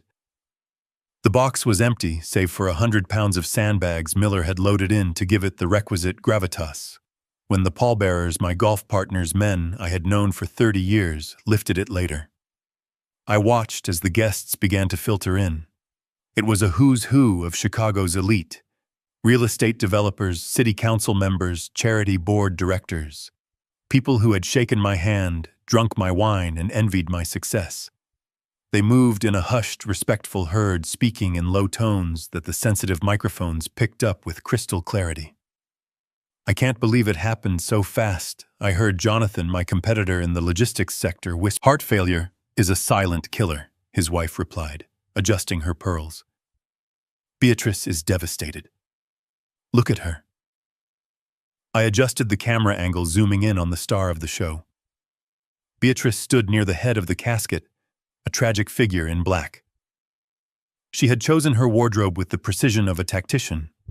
The dress was a vintage Givenchy, tasteful, modest, yet cut just close enough to remind everyone that she was still young, still beautiful, and now very available. A black veil of delicate lace covered her face, obscuring her eyes, but allowing the world to see the tremble of her chin. She dabbed at dry eyes with a monogrammed handkerchief, accepting condolences with a grace that would have made a seasoned actress jealous. "Thank you for coming," she murmured to the deputy mayor, clasping his hands in hers. "Garrison admired you so much," but in the polite fiction of a funeral, truth was the first casualty. Hovering near the bar, playing the role of the stoic family friend, was Dominic. He had traded his tight t-shirts for a charcoal suit that I realized with a jolt of cold fury was one of mine. It was a bespoke Italian cut I had bought in Milan 3 years ago. He had tailored it, taken it in at the shoulders, but I recognized the fabric. He was wearing a dead man's clothes to his funeral. He poured drinks with a solemn gravity, nodding sympathetically, as people spoke to him, probably assuming he was a nephew or a distant cousin. "He catches the eye, doesn't he?" I heard one of Beatrice's socialite friends whisper. "Such a comfort to her in this difficult time." I watched Dominic's eyes. They weren't sad. They were darting around the room, assessing the well. It wasn't a look of shared grief. It was a look of shared conspiracy, a subtle electric current of anticipation. They were two wolves in sheep's clothing, struggling to contain their excitement at the feast before them. The room filled up. My lawyer, Arthur Blackwood, stood by the fireplace, looking grim and imposing. The sheriff was there too, in plain clothes, blending into the crowd, his eyes scanning the exits, not for threats, but for the signal. They were the only two people in that room, besides me, who knew that the man in the box was a bag of sand. I watched Beatrice move through the crowd. She was working the room, cementing her narrative. "He didn't want a long illness," she told my former secretary, a woman who had been loyal to me for 20 years and was genuinely weeping. "He wanted to go quickly, and he made me promise no fuss." If anyone asked later why there wasn't a grave, why there wasn't a monument, she would have her story ready. It was his wish. Who could argue with the wishes of the dead? I took a sip of water, my throat dry despite the cool air of the panic room. It was a surreal, out-of-body experience to witness my own erasure. I saw people moving on, discussing the void I would leave in the market, speculating on who would take over my board seats. I was already past tense to them. A memory, a legacy to be carved up and consumed. But amidst the murmur of voices, I caught something else. A conversation near the hors d'oeuvres table. "She seems remarkably composed, isn't she?" It was the wife of my banker. "I mean, it has been 3 days. Shock, her husband replied. Or maybe relief. He was older, you know. Relief. Beatrice had played the devoted young wife perfectly, but she had also cultivated the image of the caretaker, the burden bearer. Now she was the liberated widow. Suddenly, Beatrice tapped a silver spoon against a crystal flute of champagne. The sharp, clear chime cut through the low rumble of conversation. The room fell silent. All eyes turned to her. She lowered the veil, revealing a face that was perfectly made up to look pale and drawn. She took a deep, shuddering breath, looking around the room as if gathering strength. "Friends, colleagues, loved ones," she began, her voice trembling, just enough to be convincing. without being unintelligible. "Thank you for coming on such short notice. Garrison." Garrison was a man of precision. He didn't like to wait. And even in this, his final journey, he didn't want a long service. She continued, her hand resting lightly on the lid of the casket. "He wanted us to celebrate his life, not mourn his death. He wanted us to drink his wine, tell stories, and move forward. That was his way. Forward. Always forward." She paused, wiping a non-existent tear. "But before we say our final goodbyes and send him to his rest, there is one piece of business he insisted on." Garrison was always worried about the future. He wanted to make sure that in the event of this, that everything was settled immediately. He didn't want probate. He didn't want uncertainty. She gestured to Arthur Blackwood.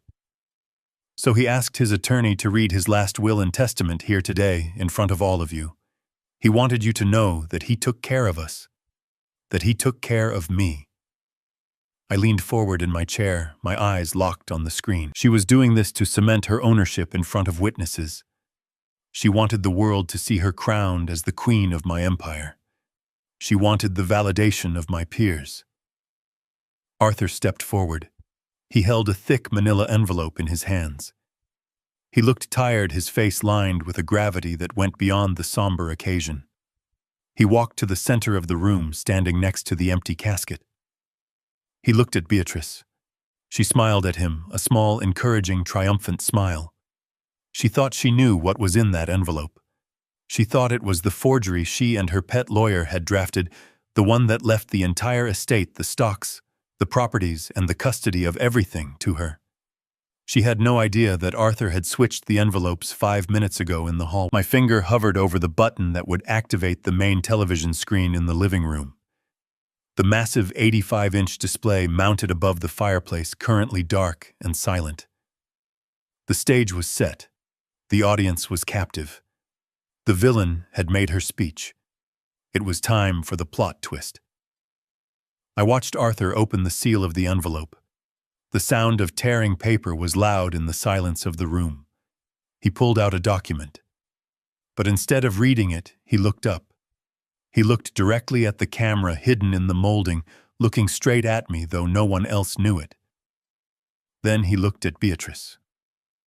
"Actually, Mrs. Vance," Arthur said, his voice projecting clearly to the back of the room. "Before I read this, I think there is a misunderstanding we need to clear up regarding the timeline of this document." Beatrice's smile faltered. Arthur said, holding the paper up to the light, "that this document isn't the will you sent over to my office yesterday." The air in the room changed.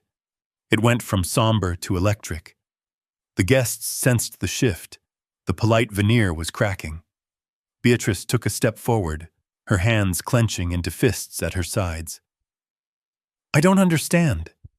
Garrison wrote that will years ago." "No," Arthur corrected her. "This is the living will and testament of Garrison Vance, and it is dated 4 days ago." Beatrice laughed, a nervous, high-pitched sound that grated on the ears. "That is impossible. 4 days ago, Garrison was sick. He was incapacitated. He couldn't have signed anything." Arthur didn't answer. He simply reached into his pocket and pulled out a remote control. The black void was replaced by a static hiss, and then a clear, high-definition image resolved itself.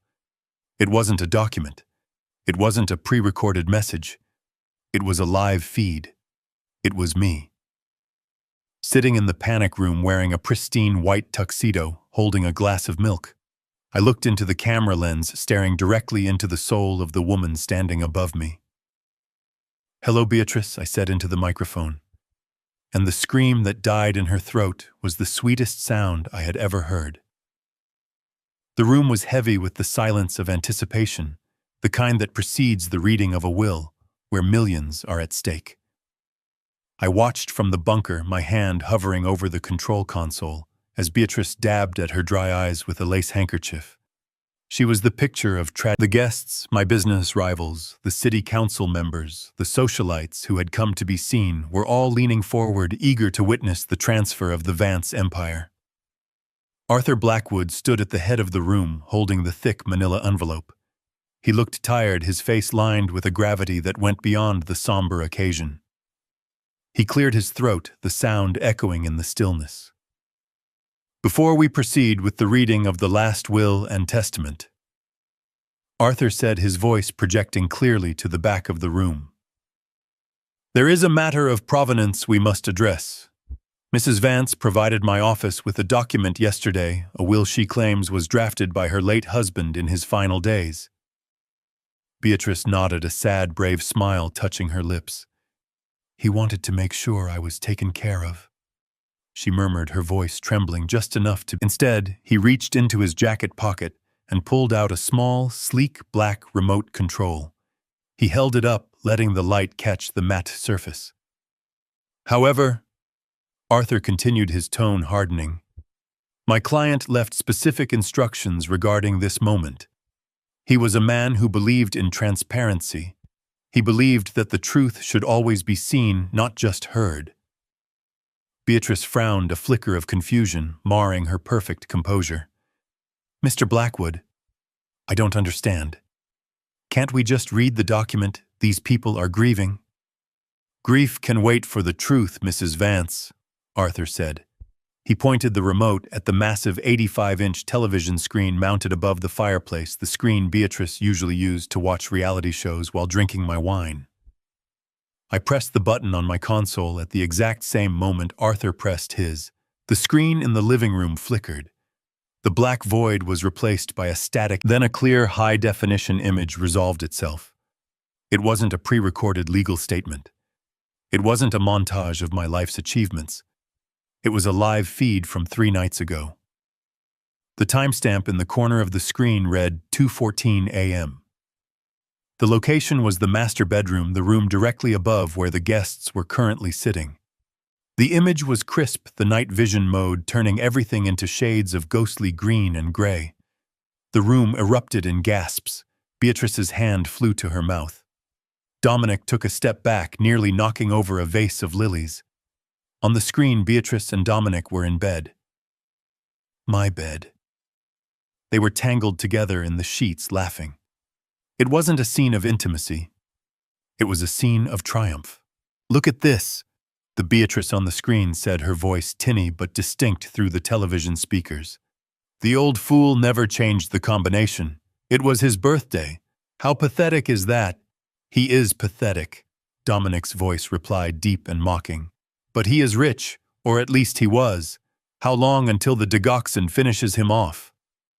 The air in the living room was sucked out instantly. The guests froze. My business partner, a man who had known me for 30 years, stood up, his face pale.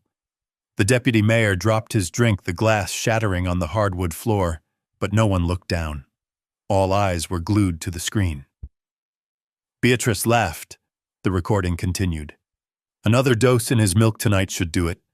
His heart is already fluttering like a dying bird. By tomorrow morning I will be a widow, and you, my love, will be the CEO of Vance. What if he talks Leo? Beatrice scoffed, taking a sip of her champagne.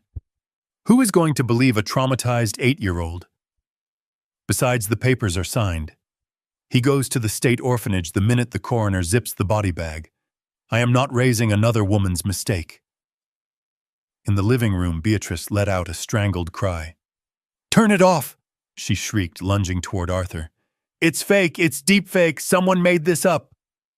Arthur didn't move. He simply sidestepped her, his expression one of absolute disgust. The sheriff, who had been blending into the crowd near the exit, stepped forward, blocking Beatrice's path to the television. Sit down, Mrs. Vance, the sheriff said, his voice low and dangerous. The video cut to a new scene. This one was from the kitchen, recorded just yesterday morning.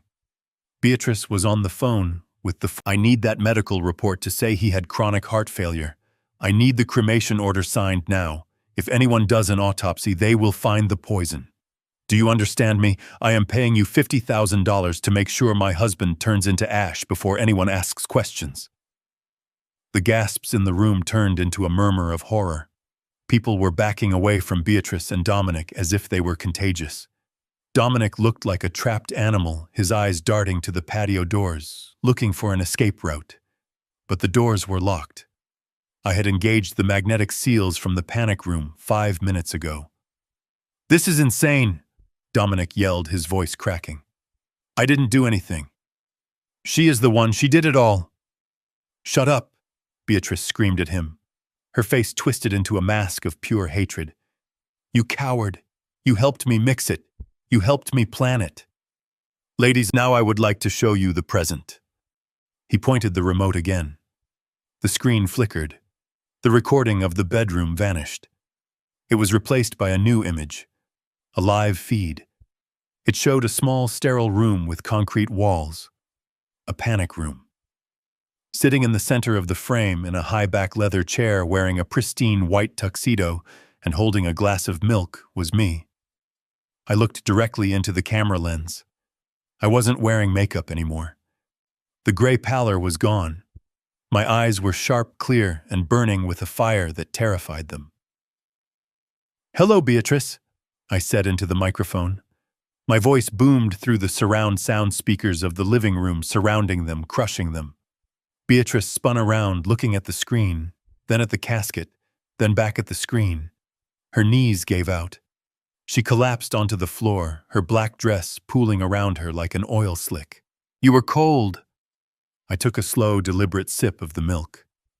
"This milk tastes a little bitter, darling," I said, my voice smooth and deadly.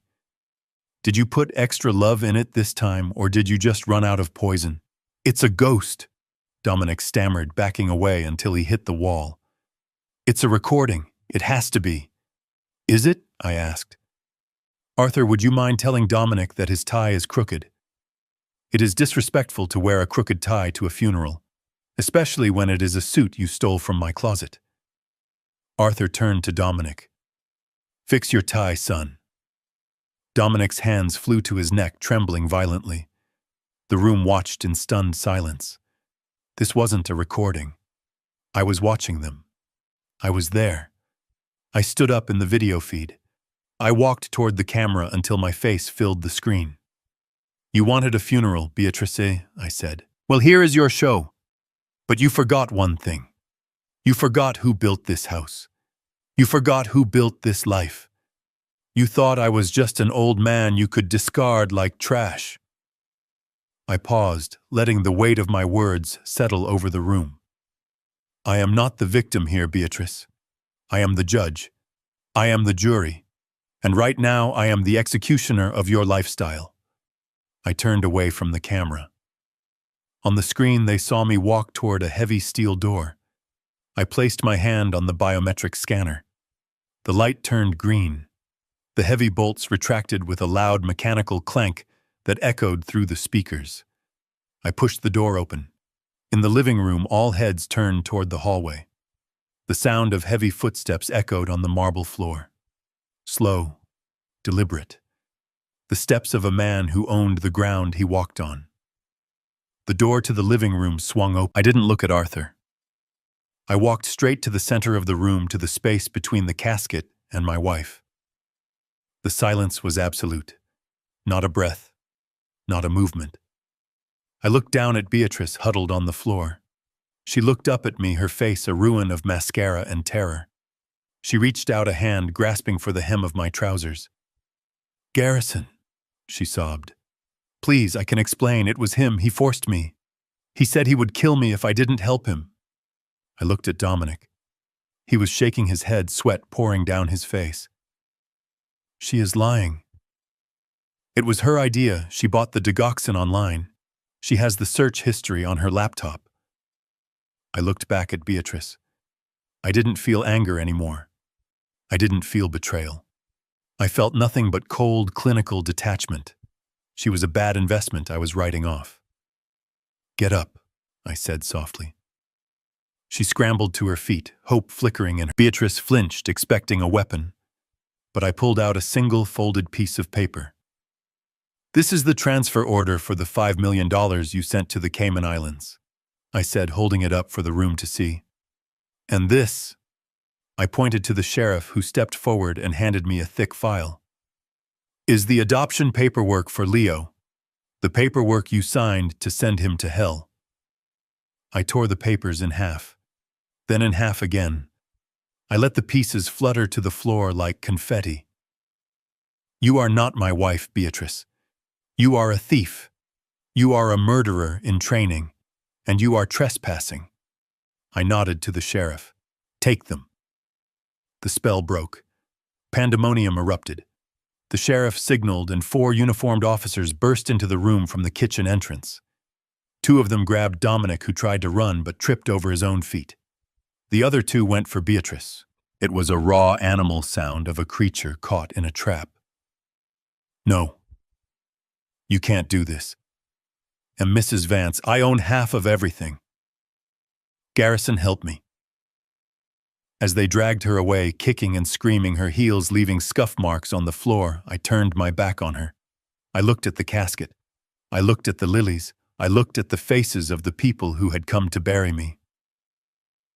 "I apologize for the theatrics," I said to the room, adjusting my cuffs. "But my wife insisted on a funeral. I just wanted to make sure it was the right one." I walked over to the bar, where Dominic had abandoned a bottle of my best scotch. I poured a glass. I took a sip. It tasted like victory.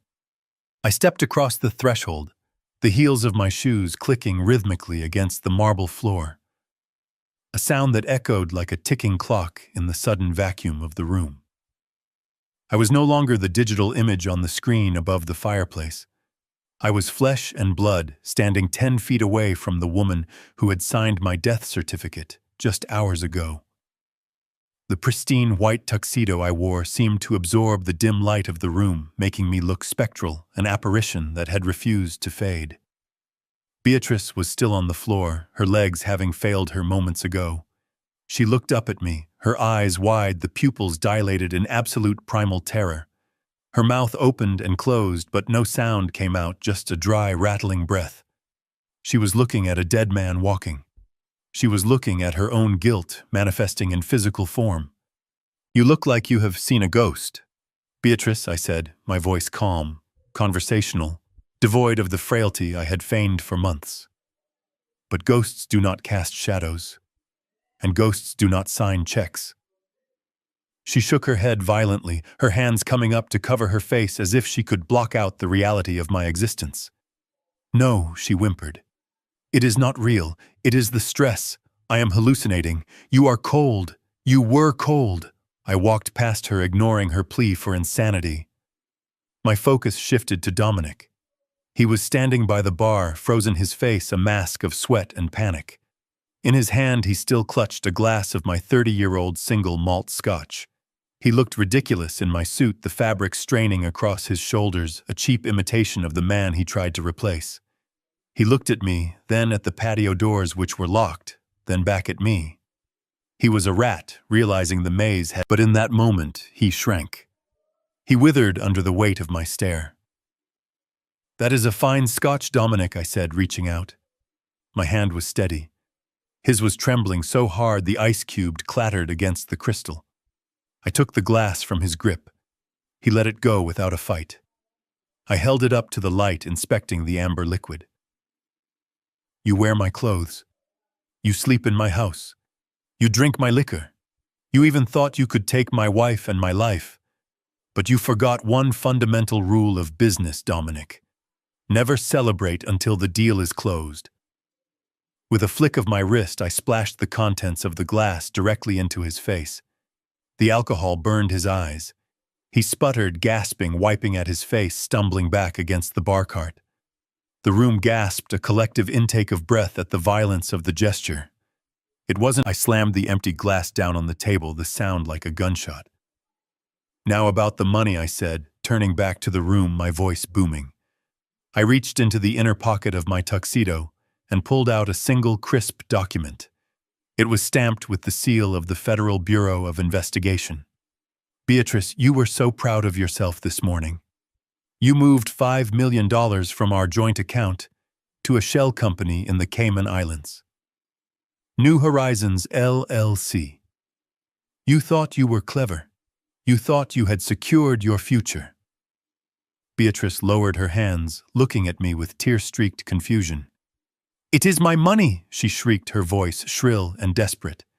"I am your wife. It is marital property." I smiled, a cold, shark-like baring of teeth. "That is where you are wrong.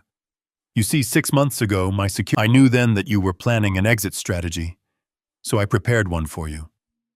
I held up the document.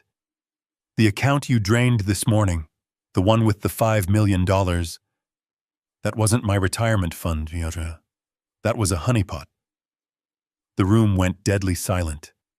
Even Dominic stopped wiping his face to listen. "I worked with the FBI's Financial Crimes Division to set up that account."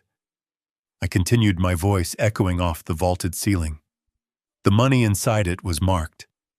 Every single digital cent was tagged with a tracking algorithm. It was bait. And you swallowed it whole." Beatrice's face went from pale to a sickly gray. "When you transferred that money to Dominic's shell company, you didn't just commit theft. You didn't just commit wire fraud. You triggered a federal tripwire. You unknowingly laundered money it belongs to the United States government as evidence of a conspiracy to commit murder and international money laundering." I tossed the document onto her lap. "You thought you were stealing a fortune, Beatrice? Instead, you just signed a confession that carries a mandatory minimum sentence of 20 years in federal prison. And Dominic, since he is the registered agent of the company that received the stolen federal funds, he is looking at the same time." Dominic's legs gave out. He slid down the front of the bar, collapsing into a heap. Beatrice stared at the paper in her lap, her hands shaking too hard to even pick it up. The realization washed over her. The money wasn't her escape. It was her cage. I looked around the room at the stunned guests. "I suggest you all check your pockets," I said dryly. "Because if these two would steal marked bills from the FBI..." 4 uniformed officers stormed into the room from the kitchen entrance, their boots heavy on the marble floor. 2 of them grabbed Dominic, who tried to scramble over the bar cart in a pathetic attempt to flee, sending crystal decanters crashing to the ground. The other 2 flanked Beatrice, gripping her arms with a firmness that left no room for argument. "It was him," Beatrice shrieked, her voice tearing through the room like a jagged knife. "He forced me. He said he would hurt me if I didn't help him. I am a victim here. Garrison, tell them I love you." I stood motionless, watching the woman who had shared my bed for 10 years unravel into a mess of mascara and desperation. Dominic, realizing his escape was impossible, turned on her with the viciousness of a cornered rat. "She is lying," he roared, struggling against the cuffs. "It was her idea.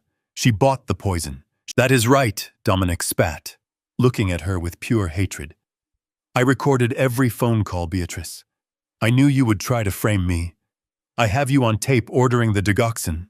I have you on tape laughing about killing the old man." Beatrice let out a primal scream and lunged at him, her fingernails aiming for his eyes. The officers held her back, but she kicked and thrashed, spitting obscenities that made the high society guests recoil in disgust. There was no elegance left, no carefully crafted facade. Just 2 greedy criminals tearing each other apart in the ruins of their failed coup. "Get them out of my sight," I said quietly. The officers dragged them toward the door. Beatrice looked back at me one last time, her eyes wild, pleading, terrified. But she found no mercy in my gaze. I turned my back on her as they were hauled into the awaiting squad cars. Their shouts, the guests murmuring and shaken, filed out, leaving Arthur and the sheriff to handle the cleanup. I walked out to the front porch, the evening air cool and clean against my face. The sun was setting, painting the sky in shades of bruised purple and gold. Leo was sitting on the steps, waiting. He looked up as I approached, his eyes wide and uncertain. "Is it over, Dad?" he whispered. I sat down beside him and pulled him into a tight embrace. I felt the tension leave his small body as he buried his face in my chest. "It is over, son," I promised, kissing the top of his head. "The bad people are gone. They are never coming back." We sat there for a long time watching the last of the police cars disappear down the long driveway. The silence that settled over the estate wasn't heavy or oppressive anymore. It was peaceful. It was the I think we need a change of scenery, Leo, I said, handing him the envelope. He opened it, pulling out 2 first-class tickets. He looked at the destination, his eyes lighting up. Hawaii, he asked, a slow smile spreading across his face. Hawaii, I confirmed. No business. No conferences. Just you, me, the beach, and as much ice cream as you can eat. We are going to build sandcastles, Leo, and we are going to build a new life. He hugged me again, harder this time. I love you, Dad. I love you too, son, I said, looking out at the horizon. For the first time in years, I didn't have to look over my shoulder. I didn't have to wonder if my drink was poisoned or if my smiles were fake. I had my son. I had my life. And I had the truth. I spent my life building a fortress of wealth, believing it would protect my family, only to realize I had invited the wolves inside myself. True legacy isn't the money you leave behind. It's the children you protect and the values you instill. Betrayal burns, but it also clarifies. It strips away the fake smiles and shows you who really matters. I lost a wife, but I saved my son, and in the end, that is the only profit that truly counts. If you enjoyed seeing justice served ice cold, hit that like button and subscribe for more stories of retribution.